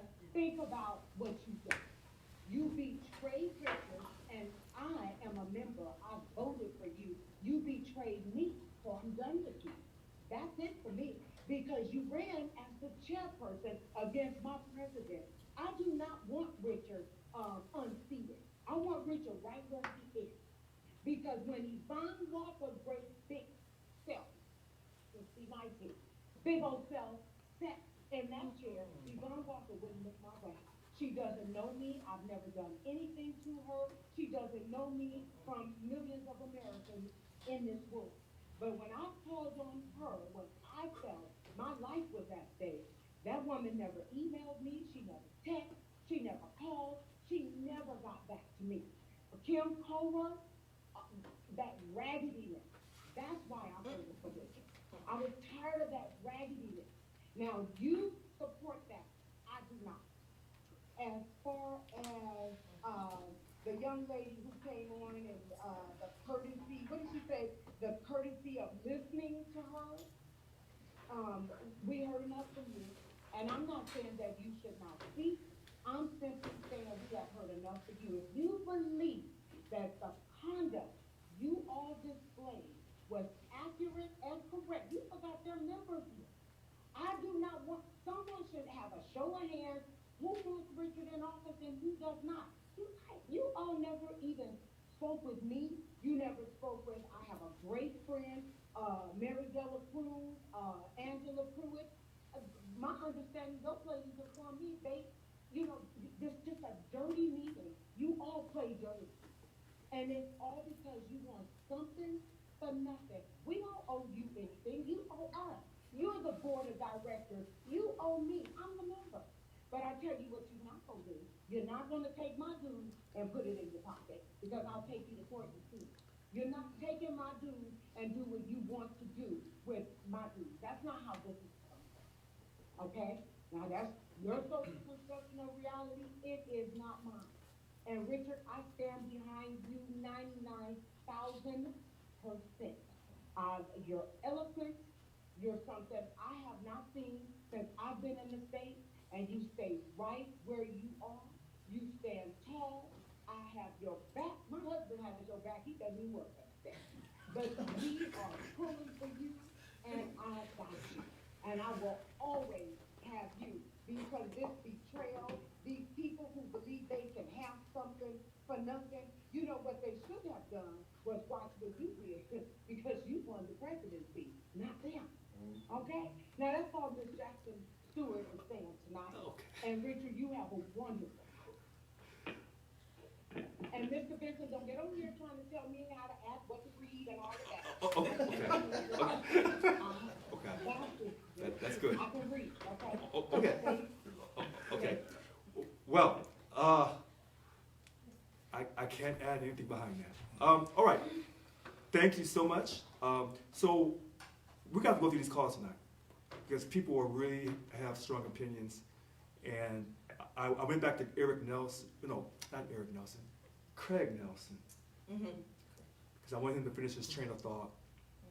And I want to say, oh, he pushed him around. No, I ain't pushing nobody around, but you speaking that hot garbage time after time. We already know what you're going to say. All right, next caller, DOC 772 President Mary Dela Cruz.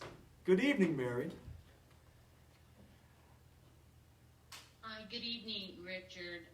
First of all, I want to thank you for your service in the military. I appreciate that. You laid out your life to help protect us for our rights and our freedoms. Yes. Thank you. I am part of the board of directors, and I will tell you that I was also on the bargaining back in 2016, and you know, I appreciate Vince and I appreciate Irene. In fact, I was at their wedding when it happened up in Sacramento at the hotel, and I was, you know, at the reception where, you know, your SEIU provided, you know, that reception. You know, it was all nice and everything. I don't know if everybody got invited, but those of us that were up there at the bargaining, we were invited, and, you know, I can't tell you, you know, maybe I'll look on that IRS form, see how that was paid. I don't know. But I sure would like to look at that and find out. And I agree with what Betty said. You know, I appreciate your transparency, and I appreciate the fact where Vince said, hey, you know, you need to be more detailed, because there's a lot of information in that federal document that was signed that is inaccurate. And I'm waiting for that detailed forensic audit so this can be exposed. I will tell you that as a board of director, you informed us that that was an unsanctioned meeting that was taking place on the 16th and the 17th. I understand English. I received the letter. I read the letter. And in those letters, you informed us there will be consequences.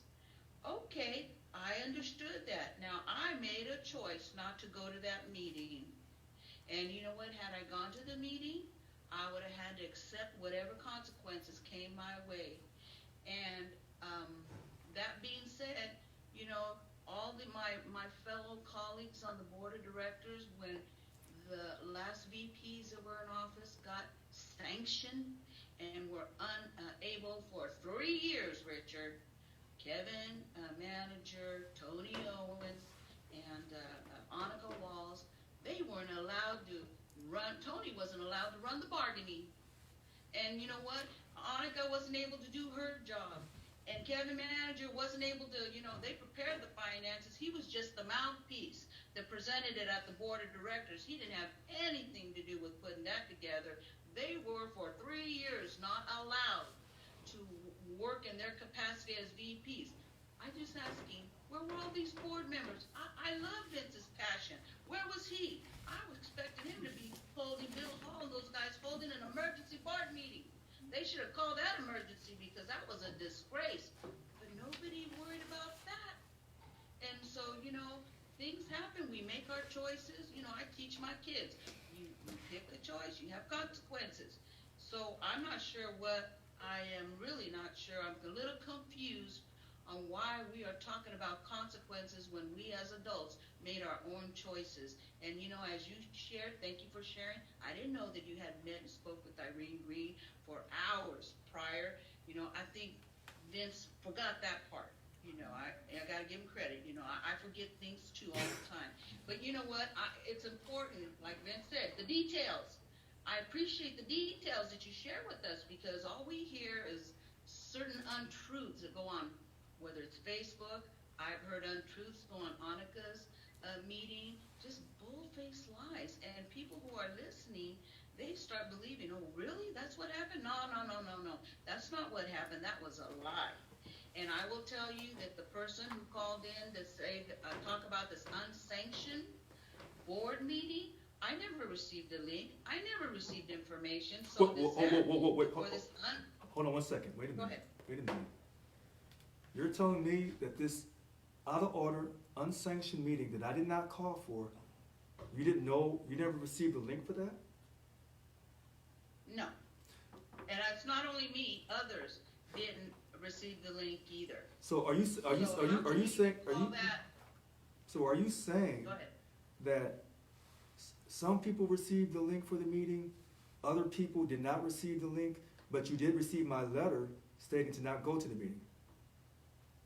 That's correct. All right, because some people may feel that they were following the president and following the rules.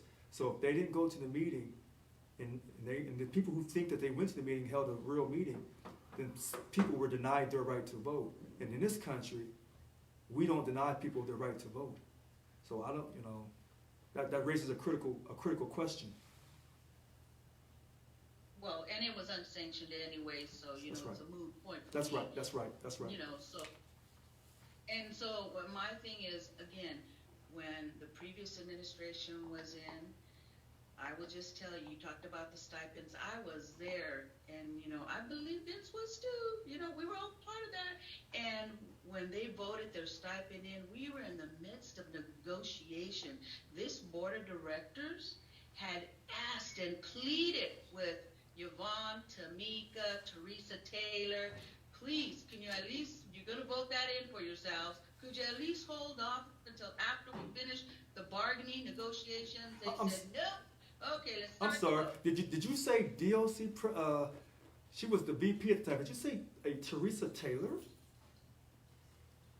Teresa Taylor. There were Yvonne Walker was our president. Teresa Taylor was the VP, and Margarita Maldonado, she was the VP of bargaining, and Tamika was the VP of representation. And they were the first four to vote themselves in their stipend in the midst of negotiations. Yeah. And we said, please, at least postpone it until after negotiations. We're fighting for members. And from what I can remember, those negotiations in June of 2016 had broken down, I think around June 6th or June 8th. And so when they had the meeting on June 26th, and that 24-hour marathon session to get that money, that salary stipend money, that told everyone how they felt about Local 1000, that they were not, quote, in it for the members, they were in it for themselves. So. Now that should have stimulated an emergency meeting, Richard. Yeah. But well, no, yeah. We didn't hear nothing. No, because that's because. And I'm sorry, go ahead. No, I'm listening.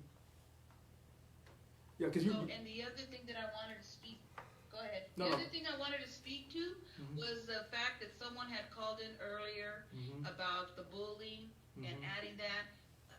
I have to chuckle because you know what? It was the same board of directors when Annika tried to make that an agenda item to put the bullying, cut and paste what we put in our MOU into the policy. This same board of directors voted it down, said no need. And so it's hilarious to see them now saying, well, we need the bullying.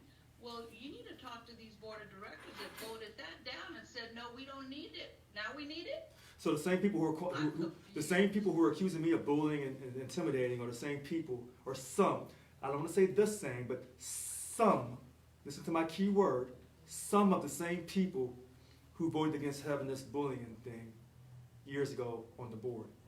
Yeah.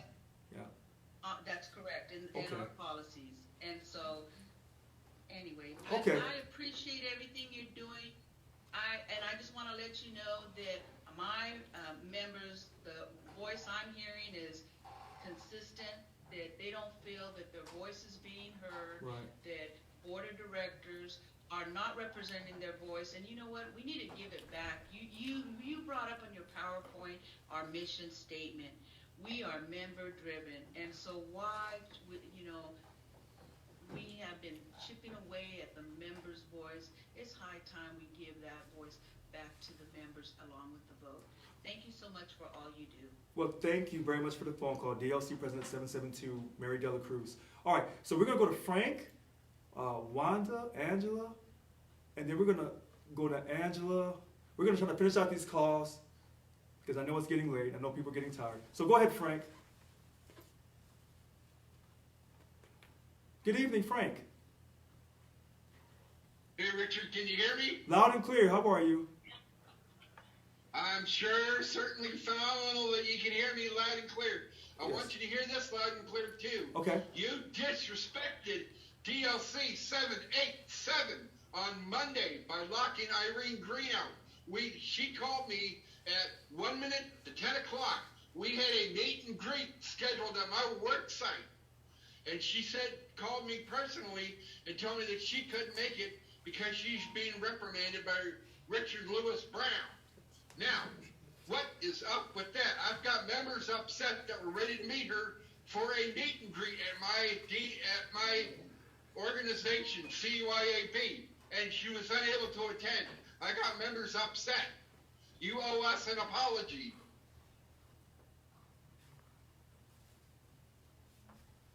Well, Frank, I've never seen you that mad before. And, she had every right to fulfill her responsibility by going to your work site. Her car never stopped working. I don't think she had car repairs that day. She had every right to go. And I still look forward, because I deeply respect you, Frank, and I look forward to us having lunch. And if that means I got to come up to your work site and have lunch with your people to explain to them how the VP of bargaining attended an unauthorized, unsanctioned, and out-of-order meeting and undermined my authority after we had talked for 3 to 4 hours the week before at Bread and Butter on Broadway. And they got some good food, y'all. And if that's what it takes, Frank, then that's what I'm going to do. Thanks for your call this evening. Next caller, DLC President 785, Wanda Yanez. Good evening. Hello, Richard. First of all, I want to let everybody know I am DLC President 785. I do the downtown area of Sacramento. Okay. I've been with the state for 31 years, and 22 years I have been with the union. So I have supported the union for a long, long time. Richard, I did not attend the unsanctioned meeting. I did receive your letter, and I Okay. respectfully declined to go.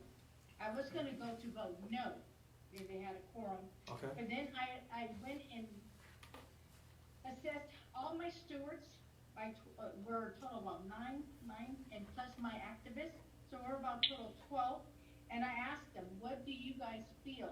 And I had 100% support to either not go or go and vote no. And they respected whichever way I went. But when I got your email, I declined to go, and to respect you, because you are the elected official that the members voted for, and I recognize that. Thank you. I also wrote to the team that was wanting to push this emergency meeting. There is no emergency. We could have hold this off to December's meeting, where it's official. There was nothing urgent. And then for those two, quote, lawsuits from ex-employees, court system is slow. That's not going to happen tomorrow. And I told them so. Why are you guys behaving like the lynch mob? I don't understand that.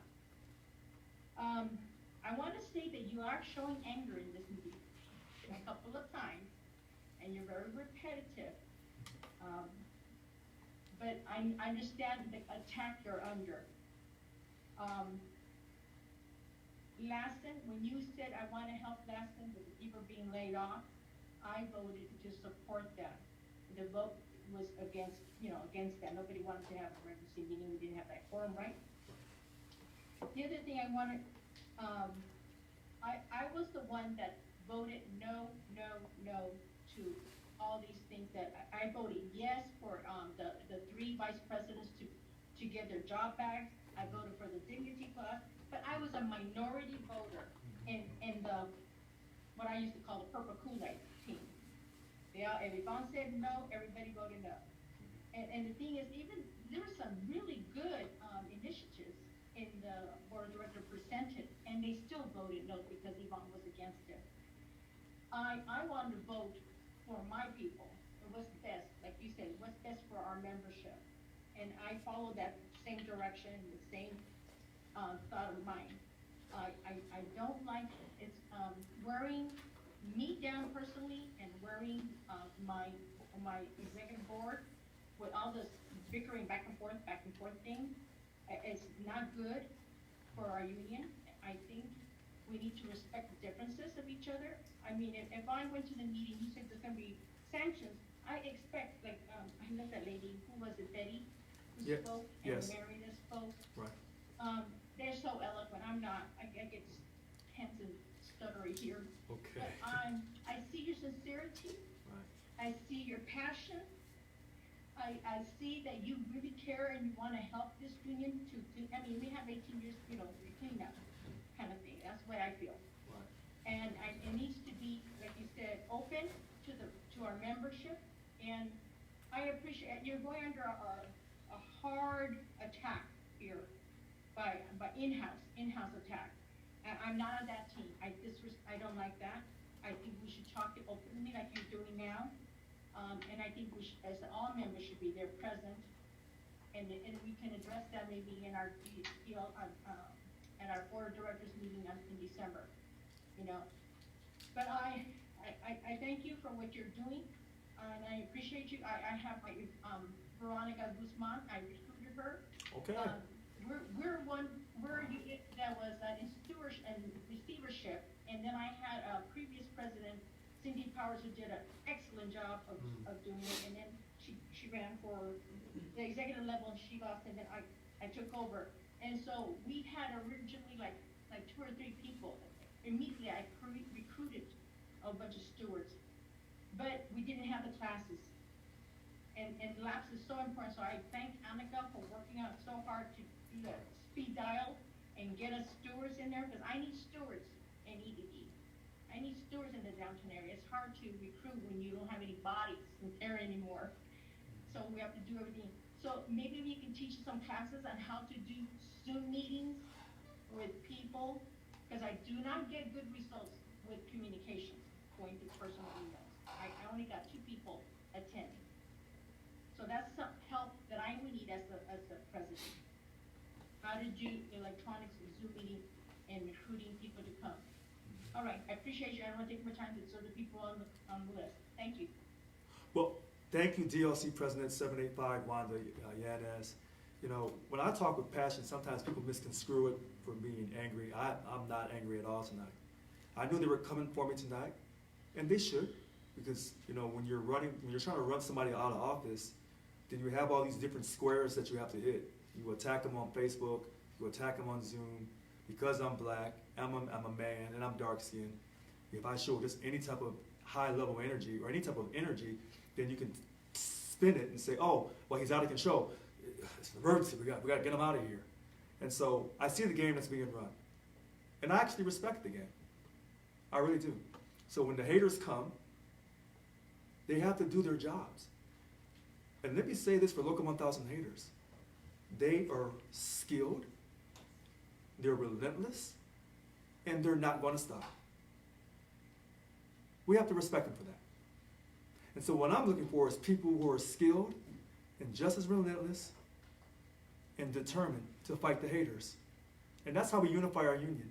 Some people think we have to have all these great spreadsheets and graphs and charts. No. That's, that's at college level. We're starting at first grade. Maybe kindergarten for some of us. We have to generate that spirit that we can overcome anything and everything by working together. And when people stop realizing that, or people stop thinking that, oh, Richard's angry or whatever, Richard's not angry. Richard has gotten inside your head, and you can't shake Richard. That's what Richard has done. Richard, you wake up thinking about Richard and his videos. And when I do professional videos, you can't remember not one word I said, but you let me get at you and set you on fire. You'll tell me what part of what video at what minute that you remember most. Sometimes it's good, sometimes it's bad. But you don't forget about me. Next caller, Angela. Good evening. Good evening, President Brown. How are you today? Living the best life that I could ever ask for. There you go. That's what it's about, being positive. Yes. Where's my... okay.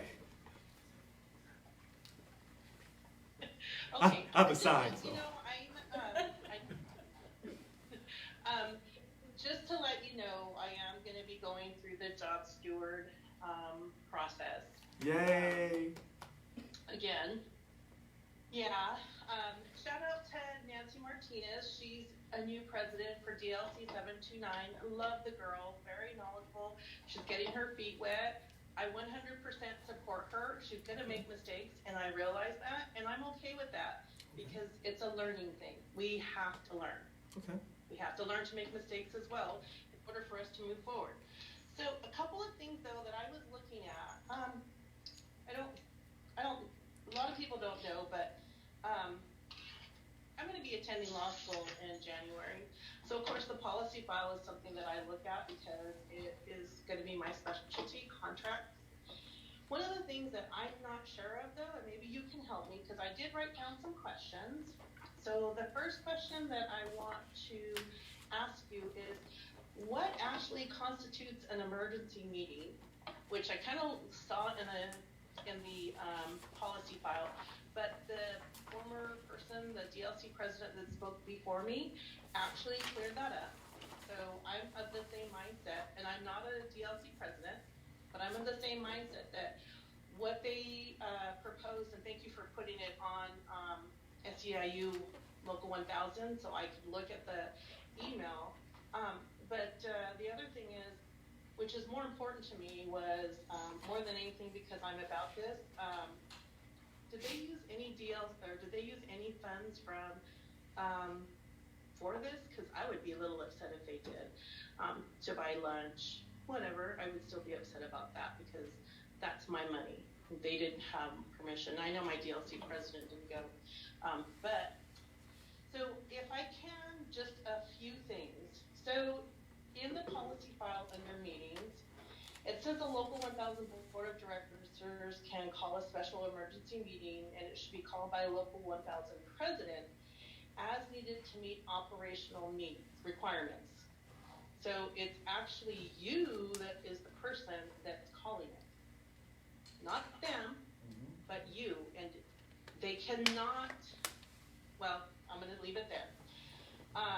The other thing that I find interesting is that the email letter that he sent you only had one signature. So he is the only one that was asking for this when it should be a majority. So that's invalid. That email letter is invalid to begin with. So yeah, it goes along with everything, but I'm just trying to understand this. And then they did put down the specific issues, which is good. But what's interesting, more than anything, is if you go further down on this, you know, and I don't know if I have the right, to be honest with you, the right version, but anyways, the potential damage and loss to the local or its members, which is likely to occur if such issues are not resolved at the meeting proposed by the petition.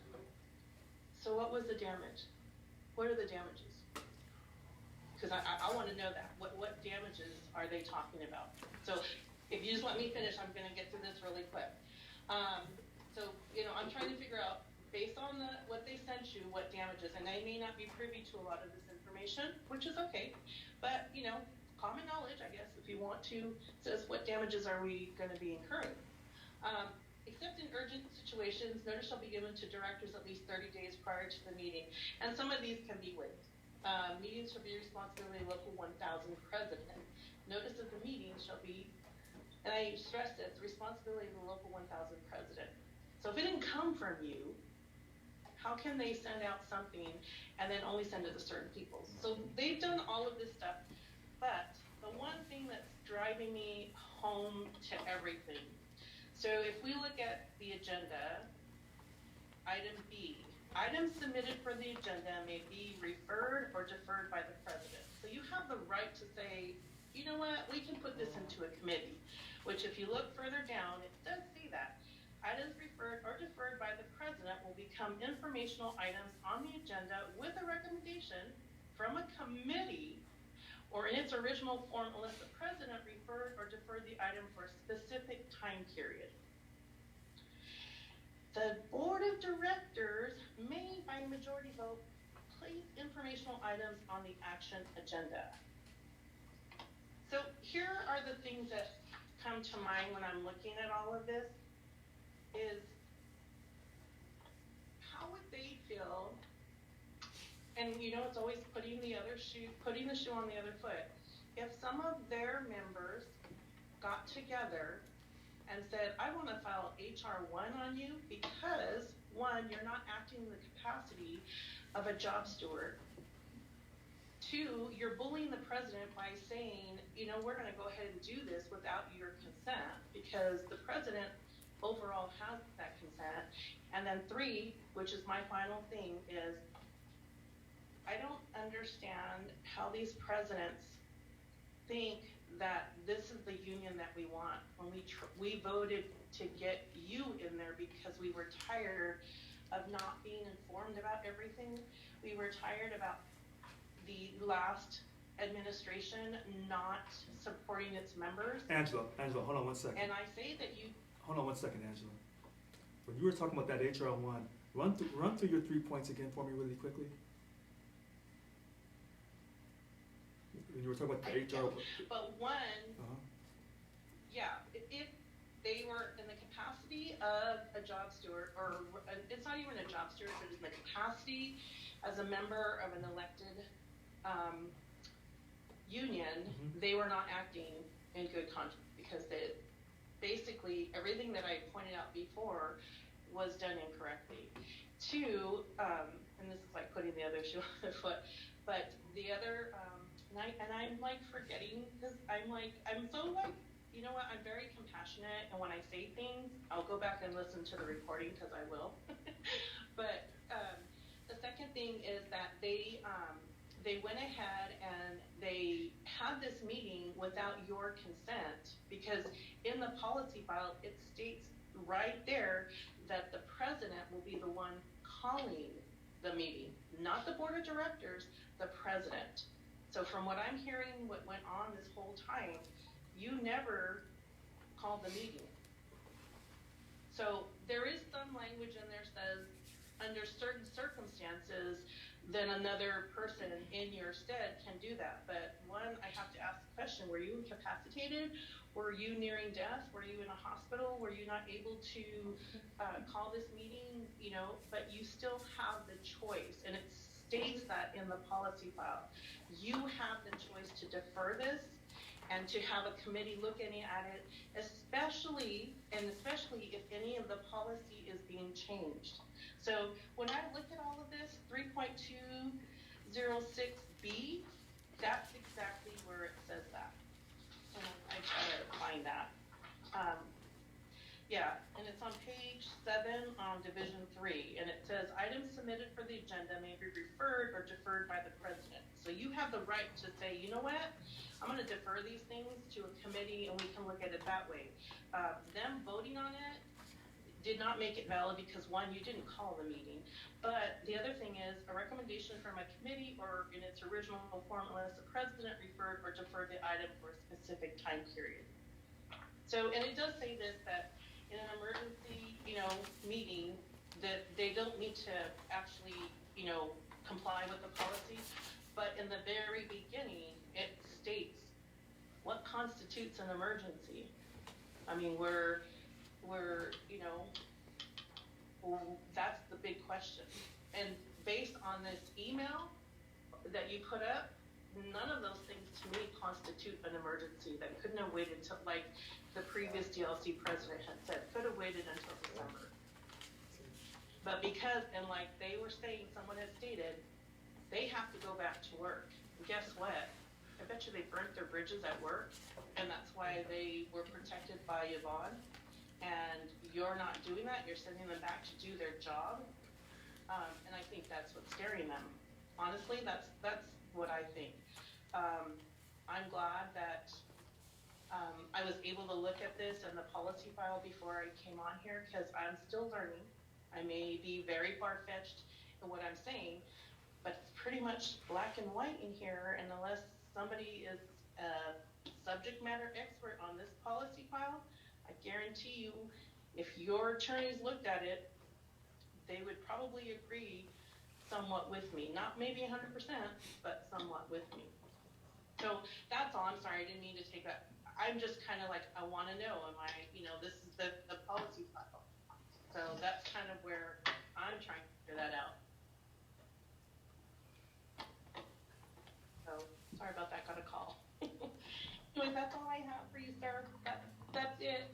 I don't have anything else, and if that could be something that somebody lets me know that I'm steering in the wrong direction, then I'm not even a DLC president, so.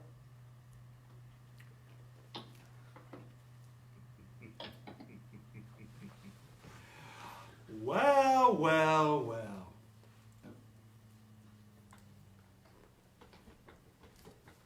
Angela?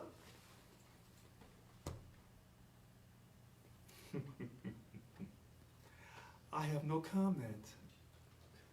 Absolutely none at all, because, I'm emotional and I'm angry and I'm out of control and I don't prepare and I don't have a strategy and I'm just this guy from Missouri. So, I'm slow.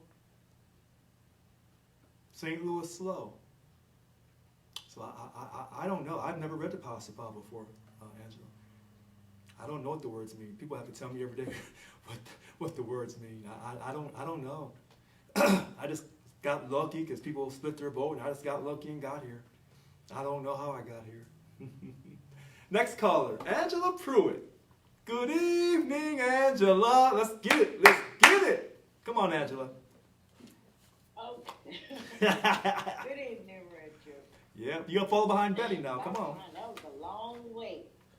Yeah, that was a long wait. First of all, I want to say, good job that you're doing. Don't let nobody try to take that from you. Then I want to commend Miss Angela Morales for going to law school and reading the policy. That was great. I enjoyed that.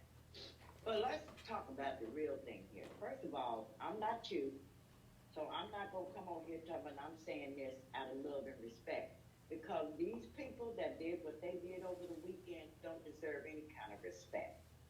If you ask me, what they did was fine, and they fake asses. So I want to know why they sitting up here talking about the damn emergency, but they're doing everything behind closed doors. You're supposed to be there for the members. I don't see any of those board members, basically, not all of them, because I know they're not all in there, but the majority of those board members that claim that they got the majority of the vote, those people, with the behind the closed, everything behind the closed door, the same kind of stuff that Yvonne Walker did, not telling us anything, don't want us to know anything, because this is all about them. Damn the members. This is all about them.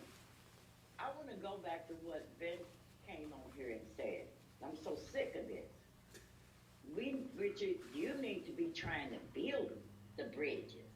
You need to bring in. You didn't call my wife back. Listen, first of all, Vince, your wife was the one who broke the damn bridge. She split the bridge.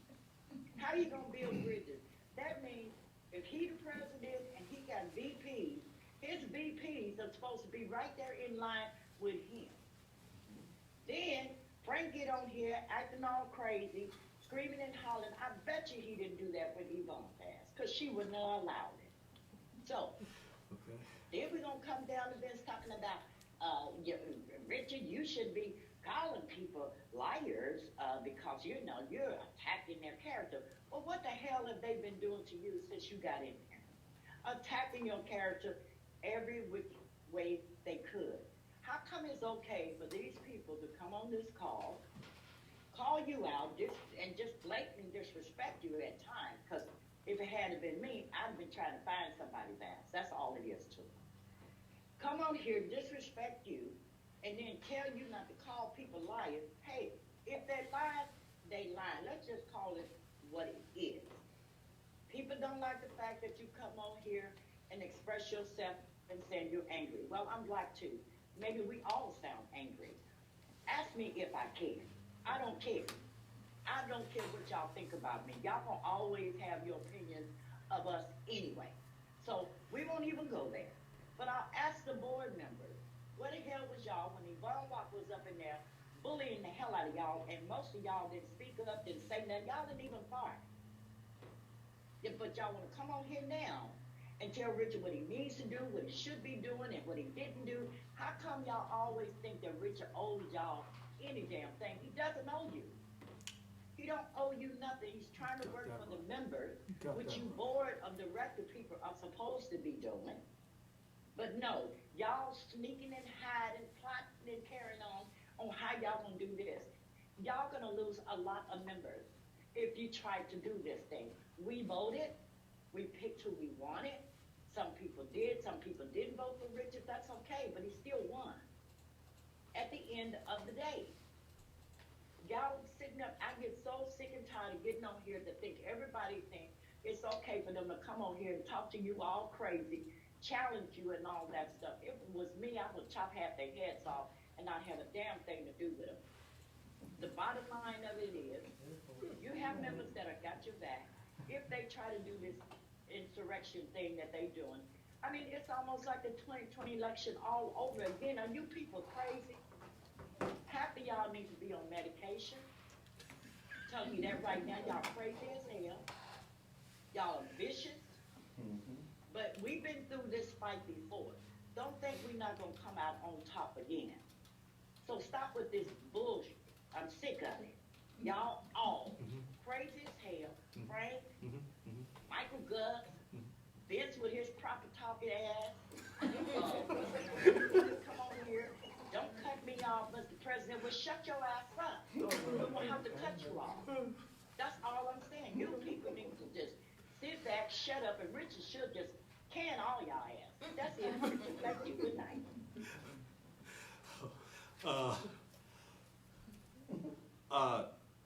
Yes. So, some people I can't really talk behind. Angela Pruitt is a person that's hard to go behind her. So, I agree with her.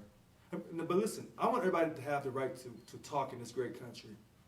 We don't ever want to censor anybody. We don't ever want to tell somebody what to do with their life or their body or what religion, if they choose to even have a religion. We always want people to have that freedom. But at a certain point, though, when you continue to tell direct lies that you know that you're doing to create a narrative to remove me from office and rob people of their voice, that you have to challenge. That you have to stop. And if I had stopped it a long time ago, we wouldn't be in this situation right now. But the smarty people told me to fall back. Well, let me send a message to the smarty people. The smarty people didn't get me elected. The real people of Local 1000 got me elected. And a lot of you real people work behind those walls in CDCR in little rural towns up and down this state. And so when I fight for Lansing County, when I fight to get people that essential worker premium pay, when I'm fighting for you. It's called respect. And I'm fighting for people in the urban cities too. Just look at me. You don't have to look any farther. And so when people say that, oh, he's angry and he's this and that, Angela is absolutely right. I'll stop right there. All right, so the next caller, Monica Blancarte. Good evening, Monica. Good evening, Richard. First off, I don't know if you know about the win for bargaining unit 15. Okay. Bargaining unit 15 has had a $100 shield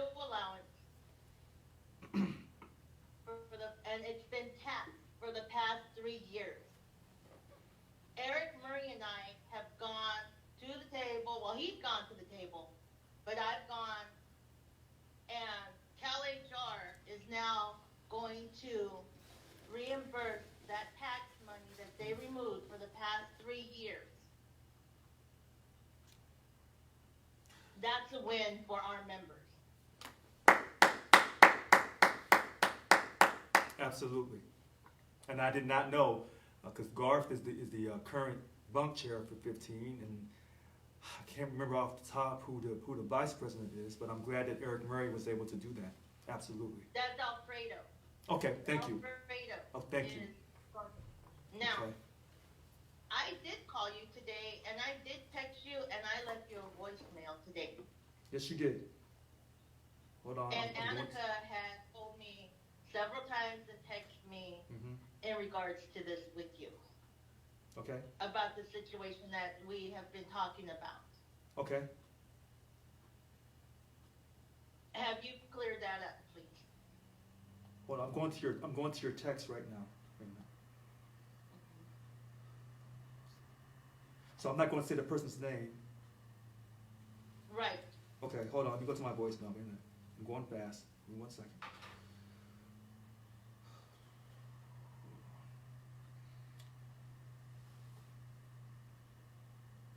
Okay, so I have your voicemail.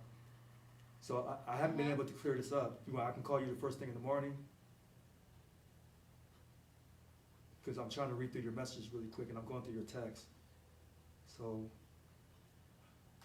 I didn't get a call back. right, you're right. Because I was told that I didn't get a call back. Right. You called me at 12:36 today. I've taken quite a few phone calls today. I can call you the first thing in the morning. And I text you, and I text you, and I Yeah. text you earlier this morning. Okay, you text me today at 12:20 p.m. That's when you text me at 12:20 p.m. And my phone tells me Okay, back then when. it was Annika. Okay. Then Annika was the one that was texting me that she was talking to you. And she comes in and out of my office quite a bit because I have an open door policy. And the She last told me. Yeah, and the last time in my phone, on my iPhone, shout out to iPhone 12 Plus, you text me on September 19th at 10:17 a.m. Uh-huh. Yes. Also, I need clarification on what is allowed in my DLC. Because we have tried this, I'm an e-board member. Yes. And I'm missing a lot of emails for meetings. Like, my DLC president is telling me, she's sending me these emails. I get, hey, do you know about this meeting? No, I do not. I emailed her in the morning, I texted her in the morning, verified with other people. She did not send it to me, and then by the time I got it, now this is concerning to me, like, it is a big issue with you're saying that people aren't getting emails. So when a person is saying they're holding a general membership meeting, and not all the members are being emailed, and people, and like me, I'm on the e-board and I'm not getting the email, that constitutes that meeting is invalid, correct? Wait a minute. You said if a DLC president is having a membership meeting or just a general meeting, and they're saying that the whole e-board was not contacted, that invalidates that meeting. Is that what you're asking me? Yes, sir. Even after the members have, and there's members that they're not being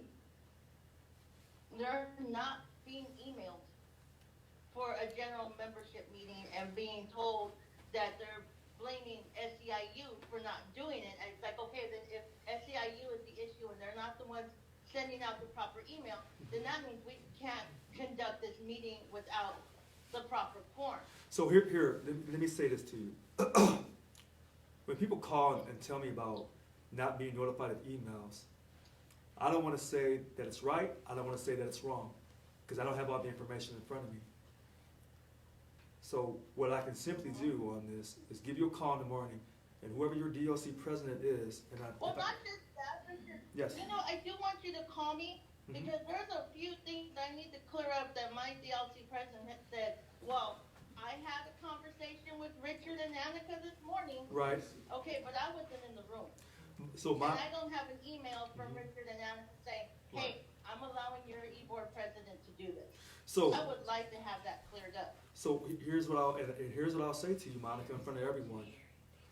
As you know, Monica, these DLC presidents have a mind of their own.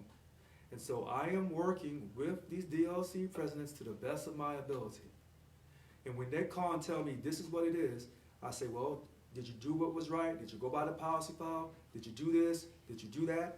They tell me what they want me to know when they want me to know it. And when I have tried to communicate to them about this out-of-order meeting last weekend, they told me to fall back. So now you call and say, hey, your DLC president is out of control. Oh, Well, so you're going to fall back? no, listen to it. Because it's not No, just Monica, hold on a second. Okay. What I'm simply trying to say is. Okay, go ahead, Richard. No, right. So what I'm simply trying to say is, when I try to talk to these DLC presidents, sometimes they listen and sometimes they do what the hell they want to do. So I try to work with the DLC presidents. I'm not allowed to say their names unless they authorize me to say their names on video. I try to say, hey, are we doing what is right? Are we being fair to people? Are we following the policy file? They tell me they know what they're doing. And then if I say something they don't like, they just ignore me. Like they ignored me when I said don't go to the meeting last weekend. So I'm being consistent, and I will call you in the morning. That will happen, because you won't call next Wednesday night. I agree with you on a lot of things right now, Richard. I really do. Right. For the mere fact, like when you're talking about those incumbent presidents that you want to question, I agree with that, and I'm looking forward to our conversation in the morning. Okay. I really am. What time should I be waiting for you to call me? 7, hold on. Oh, wait, that's my, oh gosh. All right, so I'll just have to come in. All right, so no, 8 o'clock. Wait, hold on. What's my calendar? That's it. 9, 10. 8 o'clock. I'm free all day tomorrow. I'm off work. Okay. So 8 o'clock. You know what? I got your number on my phone. Whether I'm at work or not, you get it. Okay, 8 o'clock. Yep, hey. Make sure I do this. 8 o'clock in the morning. I'll be waiting. Okay, here, and I'll send you a text right now. If you were here, I'd offer you a call. Hold on, I'm gonna send you a text right now. Wait a minute. Tomorrow at 8 a.m. period. And then I put my name behind it with my numbers. Okay, 8 a.m. in the morning. I got you. I got you covered. Okay, thank you, Richard. Okay, you're very welcome. Okay, we'll have a discussion. Yes, we will. All right, so the next caller is Eric. Thank you so much, Richard. Oh, you're very You have a welcome. good night. You're very welcome. You have a good night too, Monica. All right, Monica. All right, so the next caller is Eric Nelson. Good evening, Eric. Yeah, hi, thank you. Yeah, good evening. So President Brown, because you are my president. Thank you. I want to say thank you. Well over 2 years ago, I applied to lapse, and my application kept getting lost, so I'd send it again. I'd send in copies of previous emails submitting it, and I finally got to go through lapse, and I graduated, and it's because you opened up lapse, and you let people like me who had been waiting for a long time into the academy. So the first thing I want to say is I did graduate. I got appointed as a steward, and I appreciate the fact that you opened that door. And the next thing I want to say, and I like the way you say this is said in law. I'm going to say this in law to the members of the board that are trying to undo our election. We elected a president. And I'm going to first say I'm a person who has many things in my life that aren't good, even shameful sometimes. I'm no paragon of virtue. But I'm going to apply the word shame to the board members also. Shame on you. The people spoke, the members voted, we have a president, and nobody asked you to step in because you know better. Leave the president alone. Let him do what we hired him or elected him to do. two more things real quick. And by the way, I've been saying amen a lot as you've been talking. I'm going to give you something in a second. Hopefully I'm going to get an amen from you. Okay. And it's from Ezekiel. So I'm teasing you, but let me get a little Oh boy. So, last week I contracted the board member for my DLC. I'm not going to say which one. I'm just going to say I wanted to have an opportunity to find out what was on the agenda. I wanted to go to the members and say, what do we want to advise? Do we all feel one way, all feel another, or are we split? And there was just no cooperation, and I was frustrated by that. And I was even told, well, you can check the Sacramento Bee. You got to be kidding me. I don't want to go to the Sacramento Bee. I want to go to the people in my DLC. So I was frustrated because that person did show up and vote to try to take your power away. And that person didn't poll our DLC. At least that person didn't talk to us. And so I'm sitting here tonight listening to DLC 785 President Wanda Yanez, and I'm like, oh boy, that is how you do it. She talked to her 9 stewards. She talked to some other people that are active. That's the way it's supposed to be. Listen to the people. You may go and make a different decision, but come and listen to us. Let us speak. Okay, 2 more things real quick. First of all, this is my human view. My human view is it's all about power and control. They don't have power over you, and they can't control you. And now I'm going to read you a verse out of Ezekiel 14:3. I hope I get an amen. Because I think there is something to this. Ezekiel 14:3, Son of man, these men have taken their idols into their heart and put the stumbling block of their iniquity before their face. And I think those words from a long time ago ring true here. And what that talks about is once you take that bad thing you're doing into your heart and it goes out in front of your face, you're not even looking anymore. You're just blindly charging forward with this mad passion to make something happen. And so I'm pleading with the board members, stop what you're doing. It's not your job to undo the will of the members who voted this president in. So thank you again for letting me have a chance to be a new steward, and that's it for now. Eric Nelson, amen.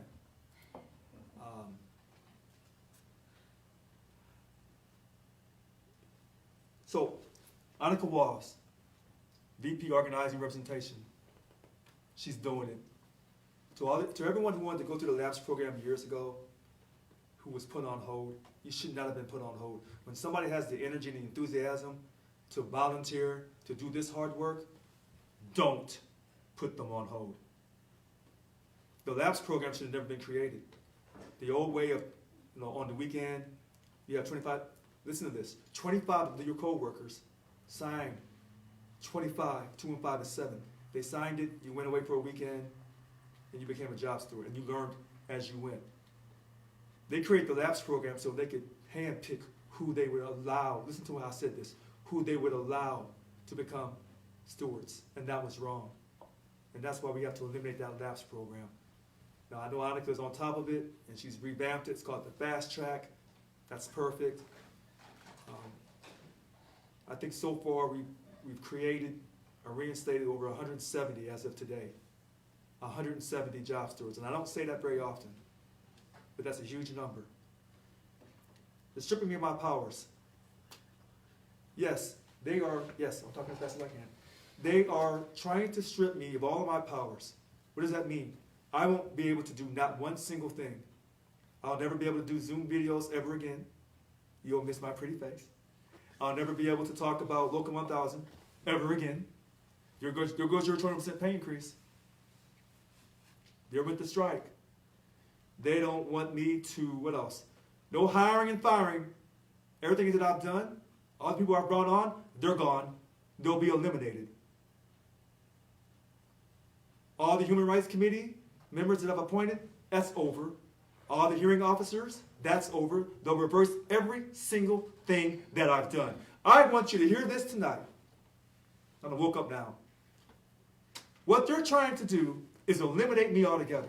Now, I said lynching and castration. You said, oh, that's too racial. Okay. All right. It is what it is. But what they're trying to do is remove the fact that I won the election. They can't have power over me. They can't control me. I'm like a virus that can't keep contained. But I'm a positive virus. Think about this. What they're doing to me when I said the holy hypocrisy of, quote, some of the people in the Democratic Party, remember him? You know what I'm talking about. And they tried to erase his legacy. Oh, that Barack and Michelle. Woo! They tried to erase their legacy. And that's what they're doing with me. That's what they're doing. That's what they're doing. They can't control me. That's why I had said all of this that they're trying to do with the bylaws and policy file is the hypocrisy of some of these board members. Some. Now, I call them the hateful eight. They say, oh, Richard, that's kind of mean. You know, you can't take Quentin Tarantino's language and you can't take his moniker. They're right. I shouldn't say hateful eight. Quentin Tarantino, you're the best. But these people are trying to destroy me. But they have to. Why are they trying to destroy me? Because of their lack of confidence in themselves. Other people say it's because of the union leave and the money. That's true too. But when a person lacks confidence, when they lack the integrity, then they look to hurt others. And we have a lot of people in this union, in my opinion, who are hurt, who have a low self-esteem, who don't want to offer hope to others. And when they see me and they see that spirit of righteousness that I'm trying to give to you, to help you, that they have to terminate through an emergency action. When Eric was talking to his board president, or maybe bunk chair, and that person said, go read the SAC-B. Do you trust everything the SAC-B puts out? Do you? So you have to find out from the out-of-order illegal meeting that I did not sanction, and they used the Local 1000 logo to send that stuff out. You used that logo, and it wasn't sanctioned by Local 1000. You got to read in SAC-B about that situation. I have it right here in front of me. Both articles. The one at 7:16 a.m. on October 18th, and the other one at 12:20 p.m. on October 18th. They called it the updated version. One version that tells you one set of numbers, and the next version they tell you another set of numbers. Who do you know to believe? You don't know what to believe.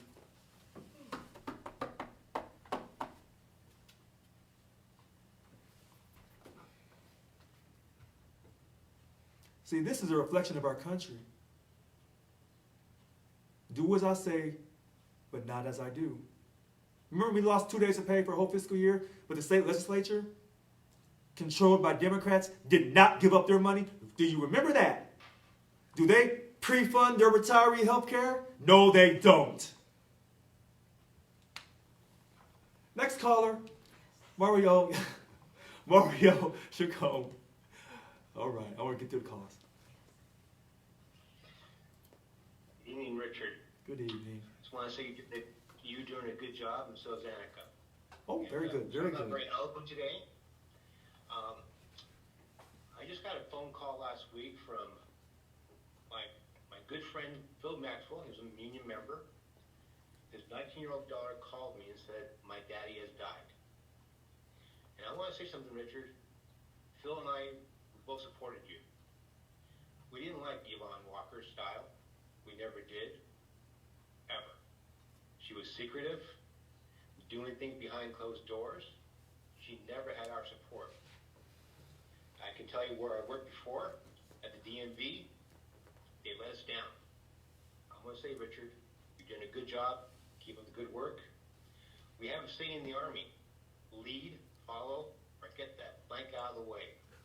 Those board members need to get out of the way, Richard. And you have my full support. God bless you. Thank you. Mario Chacon, veteran. I got the message. And you can always tell who's been in the military. Sometimes we're a little rough around the edges. To the Army and to the Marines, don't you never quit. To the Navy, to my uncle who retired from the Navy, stay strong. And when you need the Air Force to come through, we're coming. And we come with supremacy from the air. All right, thank you for your call. Next caller, Yolanda Williams. All right, Yolanda. Hello there, Richard, and hello, members. Well, first of all, I would like to say to Ms. Pruitt, you spoke eloquently, girl. Okay? So I wanted to say that to Ms. Pruitt. Okay, She did it. Okay. All right. Now, I agree with the caller about who said something about the DLCs having meetings, not having the meetings with their members before they went to a meeting. That is wrong. They should talk to their members first before they go to any meeting. And then to say that they go ahead and choose whatever they want to, no, you go with what the majority of the members tell you to do. You don't just go vote against your member because you listen to them. No, you do the majority of the members, whatever they told you. You go with the members. Okay? So, that's what I want to say about that. So they shouldn't be having meetings without talking to the members. That's number one. And then the other lady she was getting real testy. I know I could get testy, but she was really getting testy about the fact that she texted you, she emailed you, and you didn't get back to me. Well, hello. You have a lot of people to get back to. Okay? So, I get on you too, but I don't get like that, she could have just been like, okay, I understand you got other people that you're dealing with, but get back with me. All this, well, I called you and I text you and you text and you called 1226 and I will get back with you. Okay? So, anyways, you're a busy person. You're the president of a local. I'm understanding, and I think most members should be understanding. Okay? And then my last one is I continue to have problems getting on these meetings lately. And I'm getting very frustrated. So here's my vent today about that. So I'm asking you, Mr. Brown, President, I would like you to fix the problem. I don't know what you're going to do about it, but I would like you to fix it. Because I'm an on-time person. I'm a follow-up type of person. I like to be a part of the meeting, and I'm available at that time. But for some reason, for the last two times, I'm getting in at 7:15, 6:50. Can you fix that, Mr. Brown? Yes. That's Do you get when they? Let me ask you this question: when the email goes out on Monday, is it by 9 or 10 o'clock in the morning? By 10. When that email goes out on Monday by 10, informing everyone of the Zoom on Wednesday night, do you get that email Monday morning? For 2 weeks, I have not. So I'm trying to figure out why. That's why I keep sending you texts. Please send me the link. Please send me the link. Then I go to SE 1000. Please send me the link. Please send me the link. So it gets a little frustrated trying to be a part of, and I'm feeling like, I'm getting slighted here where, it's not being fixed. So I'm asking you as the president if you can fix that so at 6:30 I could be a part of this meeting on time. Message received, and I think other people have had the same problem. I apologize, and we'll try to get this corrected as soon as possible. Okay, and my last thing I want to say, and then I'll get off because I don't want to be long-winded like him. But anyways, I would like to say I really appreciate your transparency, Mr. Brown. I think you you're doing an excellent job, you and the staff. Especially now, I have contacted Annika on a couple occasions, and like other people have said, she has gotten back to me fairly quickly. I really appreciate that. And I don't understand. This is one thing I don't understand. If the president can clear out his cabinet and get all new people, why couldn't SEIU 1000 do that? Because when you have people there that are against you, it makes it very difficult for you to do your job. Because you got people against you. Okay? That's what I have to say today. And it's been a long night. I appreciate all that you do, Mr. Brown. I know sometimes I, text you and be like, hey. But, I got your back. Thank you. Because I'm from the Dolby State as well. I'm not from St. Louis, but I'm from Springfield, Illinois, so we next door. I hear you. I know where you at. I got you. All right, then. Okay. So, anyway, 55 South. Yes. I'll Okay. see you later. Take All care. right. Thank you for the calling. All right. Thank you for the call, Yolanda Williams. We do have a problem with these emails getting out to everyone on Monday so they can sign up, so they can come to these meetings on Wednesday night. And why has this problem continued? I don't know. But we will continue to work to fix this problem. All right, next caller, DLC President 751, Christina Ebbett. Christina, good evening. Good evening. Hey.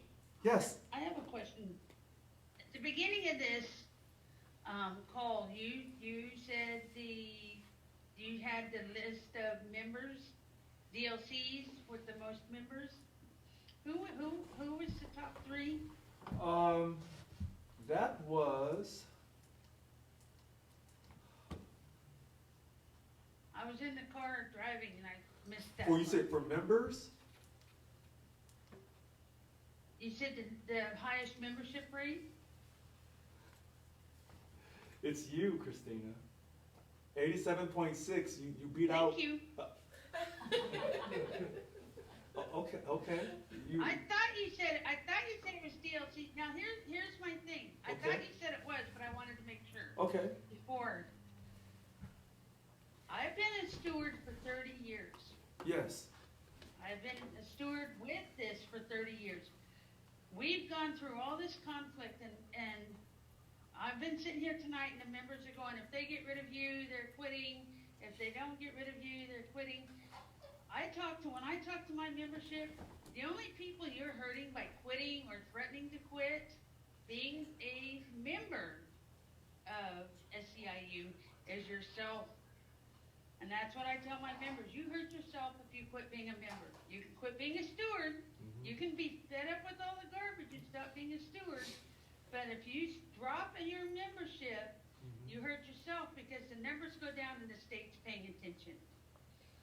And my goal is to get us up into the 90 percentile for membership. Well, Christina, as the president of Local 1000, my goal is to drive the membership over 90%, and that's never changed. Listen to how I said this. That's never changed. And when people are so hurt, sometimes people say things when they're hurt, and they say, hey, if they run you out, Richard, we're gone. You're right, it will hurt the union. But I think what people are saying is they've been devastated by the union all of these years, and when they finally find someone they can put their hope in, and then they run that person out of office, the people say, enough's enough.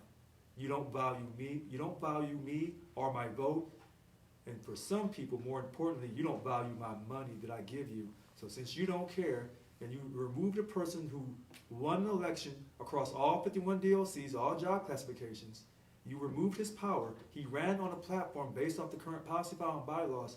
When you remove that person, what you've done is you removed all hope. You've removed all hope, and we talked about it on the PowerPoint slides about the low voter turnout. And if you think, if people remove me out of here through an unauthorized, out of order meeting, they think that's going to hold up if you think the election of 12.5% for the last four elections is low, you went to the next election. And so you say, well, who's that really hurting? And some people don't even believe in paying money to this union. And so we're trying to inspire people to pay. But in order to create a new culture for Local 1000, we got to air out some dirty laundry. And for some of our laundry, it's too dirty and too stinky. You got to throw it out in the garbage. Mr. Brown? Yes, ma'am. Excuse me. Excuse me. I wasn't trying to say anything about what's going on with you. Oh, okay. What I'm saying is our membership we're trying to build our membership up. And I have people on both sides of the fence. They're like, well, you know, I'm tired of listening to the rants and raves. So, and I tell people, don't quit. I'm trying to build them up. I've had non-germane people that have become union members because I've talked them into it. And I had a letter from one that said that she only became a member because I talked to her. I walked the walk. How did she put it? I walked the talk. I will tell you if it's right. I will tell you if it's wrong. I will tell you if I don't agree with something going on with SEIU, and I'll tell you if I do agree with it and why. What I'm saying is we need to stop this on these videos. Please stop. Everybody going, well, you know, I'll walk. We got to work together. That's right. And I think. And hold on. Okay. As far as being disrespected, SEIU has screwed us over. DLC 751. Yvonne has shafted every single step of the way when I was president previously. It's not just, we have been in really bad shape with SEIU, yet we're still here and we're still fighting. And that's the goal I'm trying to say is get off of this fighting and start moving forward with other stuff. If everybody just stop talking and move forward with the other stuff, let the fighting on Facebook or whatever, show the members that we're moving forward. We have so many other issues. In addition to the teleworking and everything, we could be discussing and not rehashing the same arguments on both sides over and over and over again. I'd really like to move this, start moving our local in a positive direction without refighting, rehashing. But DLC President 751, Christina Ebbett, by the theory, you're correct. But in reality, you can't move forward until you have people unified. And right now, our board is not unified in conjunction with the president. And so we can act like the problem doesn't exist, but it does. And the problem must be addressed. So I'm multitasking. This is what I'm doing. We're not uniting the board. I'm sorry, we're not uniting the board. Right. When we're all lumped into one group. Yeah, and this whole video, Christina, this whole video tonight, I have specifically said some of the board, and I've used my words carefully tonight. And everyone who's watched this video tonight has seen me say some of the board. And I said some of this board will never, ever, ever work with me. And so until we address the problem, analyze the problem, admit we have a problem, and then figure out the solutions to eliminate the problem so we can come together, so we can focus on the issues, until that problem is resolved, we will continue to have the problem. That's what it is. That's what it is. And I do have your email. I do have your email on my desk, on the left-hand side of my desk. And I know that there's some things you want done, and you will get it done the way you want it done. Thank you for that. I'm just trying to, I wasn't bringing that part up tonight. No. Because someone brought it to my desk, and I know there's some things that you want, so I know I have to get on it. So. Okay. Yeah. I just wanted to say I'd really like us to move forward and I do too. But how can you, but Christina, listen to this. These people have had, hold on a second, some of the people on the board have had an unauthorized, out-of-order meeting, and they're telling people that there's a new chair and I no longer have my powers. And then you talk about coming on here and moving forward. You can't move forward until you address your past. And that's the problem, one of our problems in this great country called America. Until you address the past so you can figure out in the present how to get ahead in the future. That's how it has to be. Now, that's how it is.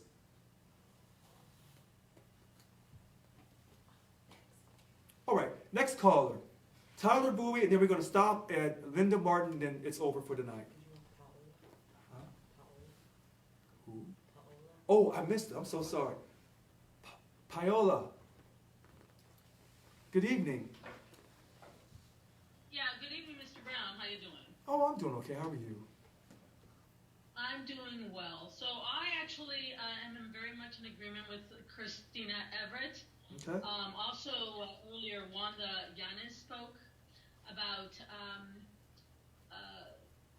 moving on and growing the membership of SEIU Local 1000. As you know, when I've reached out to you, I've asked for some sort of plan or requested that, you know, to show what the plan is. I'm speaking. I'm listening to every word you're saying. I'm going to check my phone. I thought you sent me a text message today, so I'm listening to you. Go ahead, please. No, I didn't send you a text message today. I didn't. I did text you because I was very irritated to find out the person I voted for. Okay. I did not vote for you. I did not vote in the election. Yeah, I'm looking at the text right now. The vice president I voted for, the vice president of Irene Green, I did vote for her. Sure. And I work for the Department of Industrial Relations, and retaliation is one of the things that is against the law, and I take retaliation very seriously. Okay. And I don't appreciate that. Okay. But what I really want to talk about is, Christine Everett talked about it. Wanda Yanez talked about it. Wanda talked about how we need assistance to be able to train people. Yes. To train how to do Zoom meeting. Yes. Christina spoke about increasing the union. When I originally called you and we spoke, I talked about the plan to increase membership.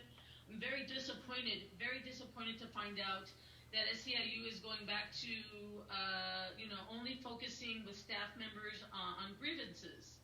So that's the only thing that our staff at SEIU, as I understand it, that's all they're doing now is focusing on grievances and not focusing on expanding membership.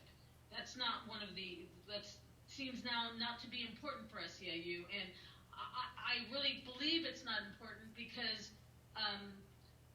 instead of focusing on what Wanda requested regarding, we need assistance to do Zoom meetings to get more membership because it's really hard, and then what Christina said, you said that we have to, address the past in order to move forward. Yeah, I understand all this political BS you're dealing with, and I have to tell you, I was no fan of Yvonne Walker, okay?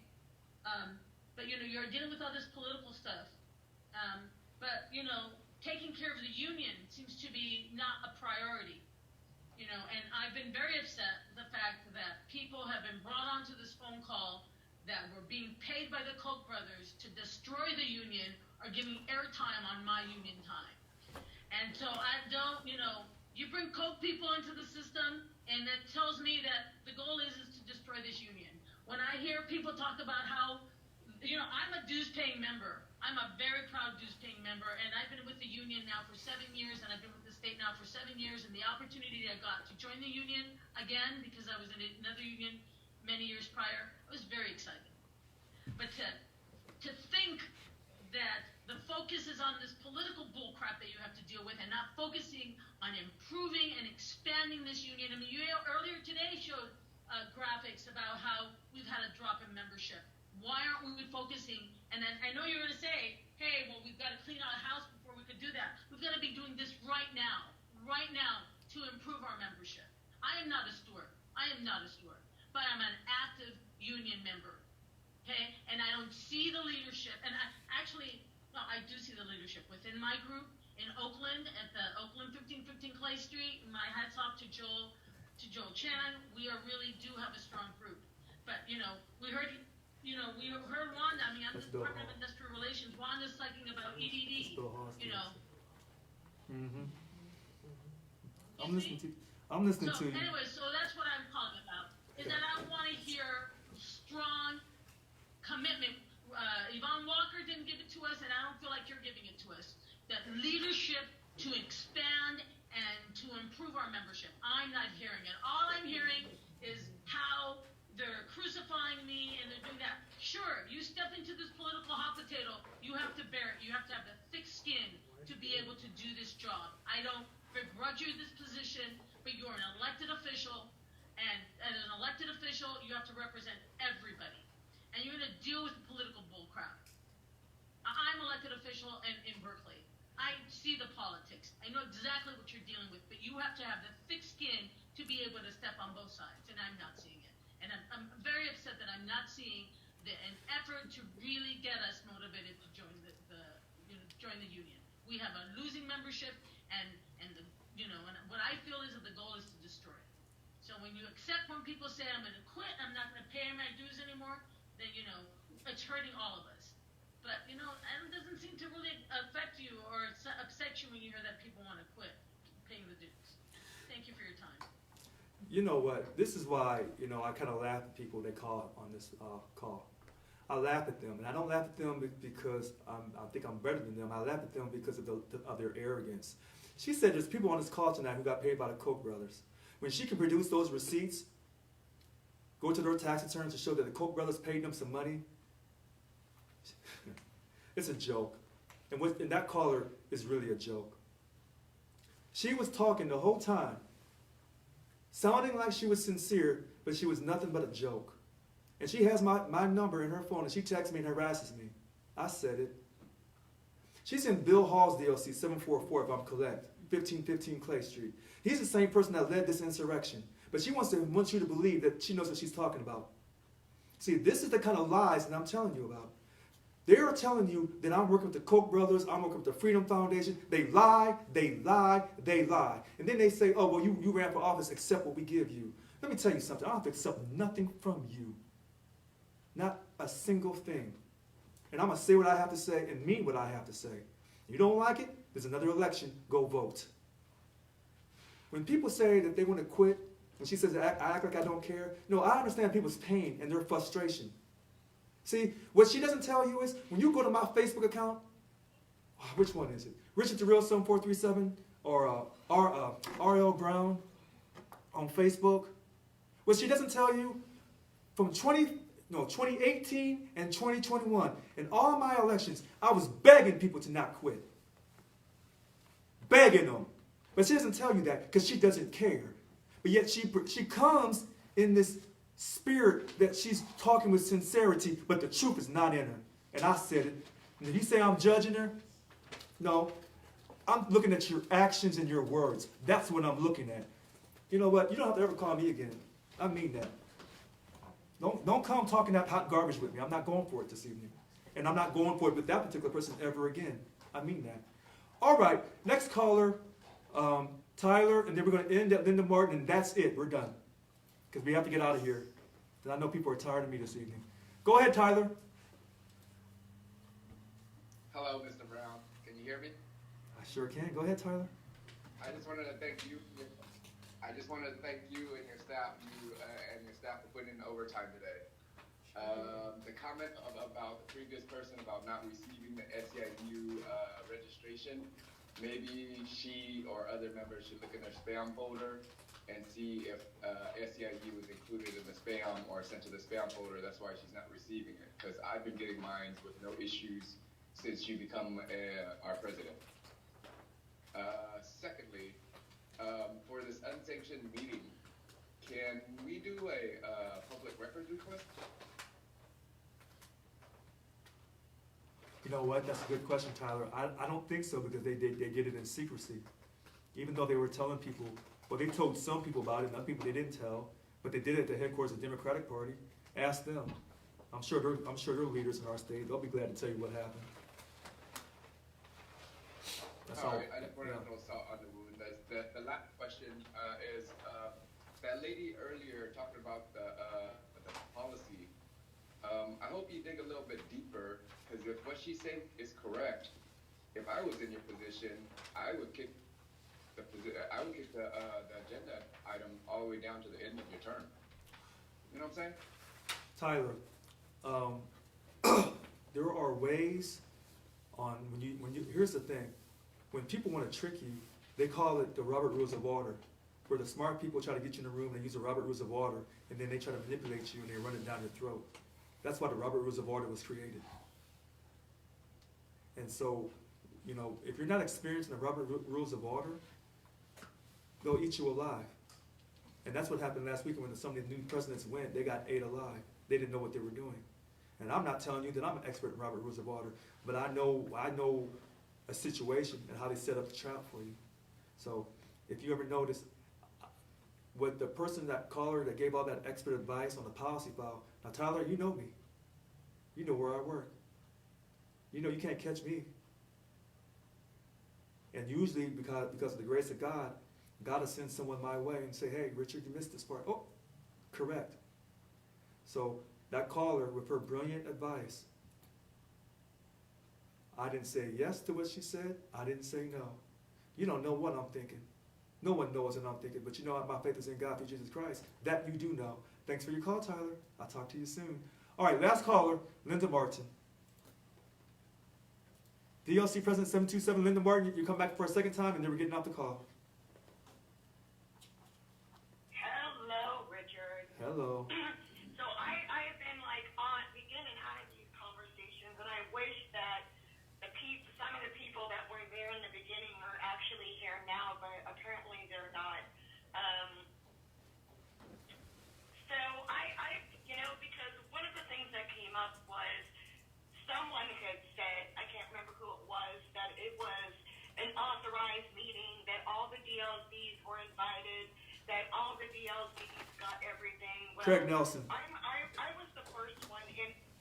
I was the first one in that email chain of whatever that was. Like I know that I talked to Annika about it last night. I said, Annika, I don't understand. I'm a new DLC president, but I don't understand this process. Like, is that how when you call a board meeting, never mind an emergency board meeting, you usually jump on the president's email that he sent to you, and then you spend 70 different messages insulting him and calling him insignificant, and then you have people that are saying that people are voted, and supposedly there was a survey monkey that was sent out where you were supposed to be able to vote whether or not you were going to go to this meeting.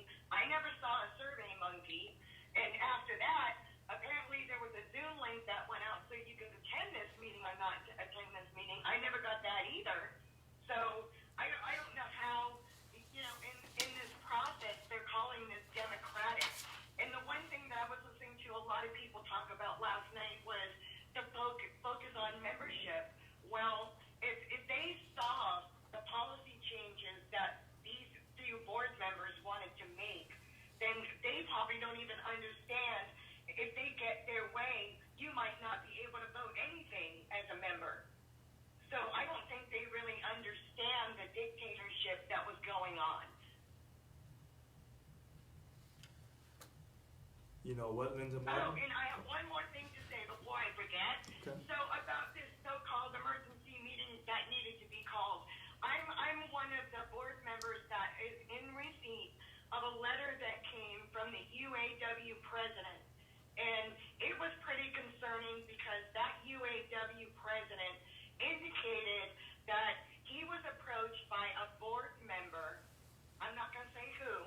He was approached by a board member who called him several times before the UAW had an opportunity to have their case heard by SEIU to get their raises. And he specifically tried to bribe the UAW union leader by saying, if you help us get rid of our president, then we will absolutely get you a raise. In fact, we will get you even more money. And on the bottom of that letter, I noted that it said very distinctively that I am urging the board of directors to address this issue with this board member who is absolutely trying to bribe the UAW. So I haven't heard a thing about there being a meeting, about the, emergency meeting, because that seems like an emergency. Not an emergency, not a meeting, nobody talked about it anymore. It just kind of just went away, and it seems awful weird.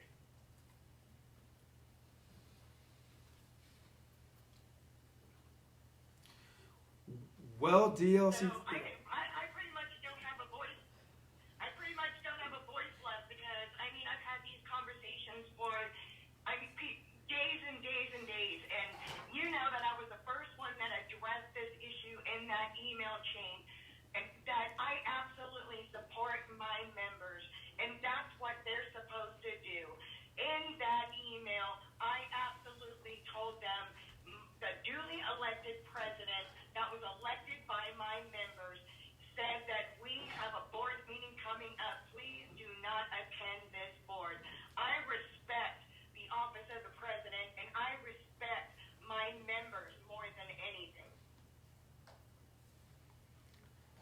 DLC President 727, Linda Martin.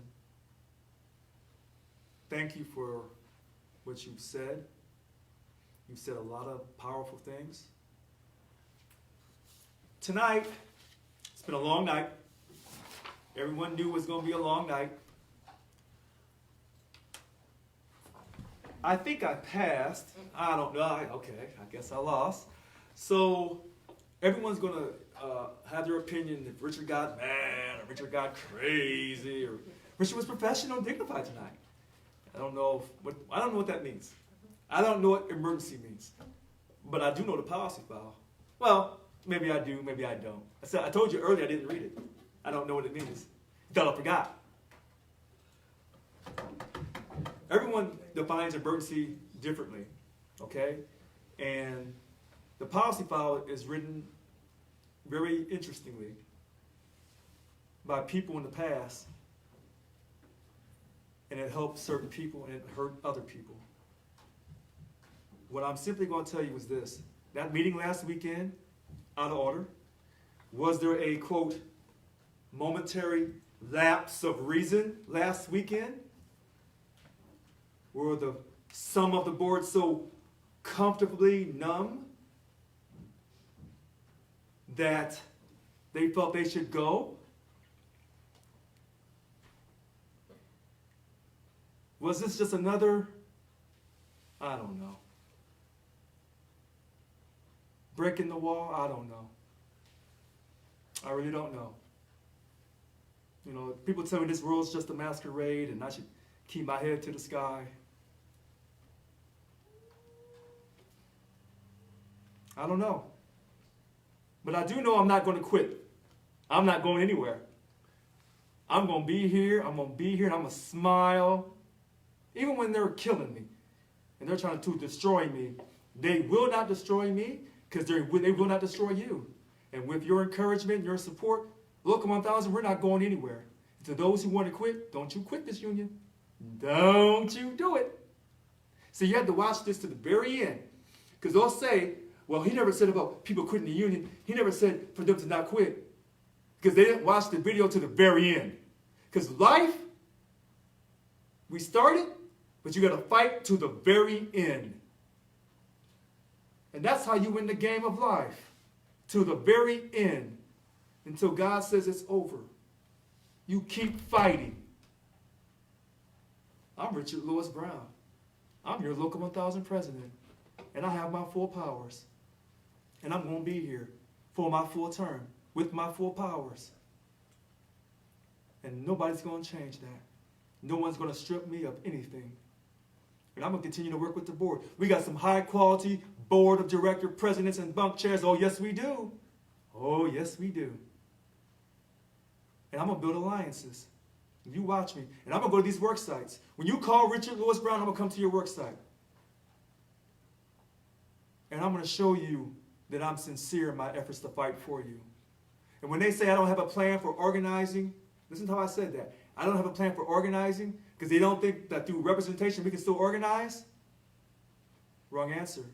And we already have staff working with our DLC presidents, helping them organize their DLCs because we are a member-ran union. All right. Tonight, it's been fun. Thought I wasn't going to survive tonight. You thought I was going to blow up. No, I never did. Nope. You thought you had me, though. You thought we got them now. You ain't never had me, and you never will have me. You don't have enough to ever get me. It's really a shame that you people think that you can get me. You should run for office. You want to tell me how to do my job? You know what? Do your job. You run for president and win. Okay? And let me say this, too. All these DLC presidents and bunk chairs, you realize I won an election with not one vote from the board? Not one vote from that board. Not one vote. And I won an election. And you telling me I shouldn't believe in God through Jesus Christ? Yeah. See you when I see you. Today is October 20th, 2021. I'm Richard Lewis Brown, your Local 1000 president, and I'm fully vested. Have a great evening. Bye-bye.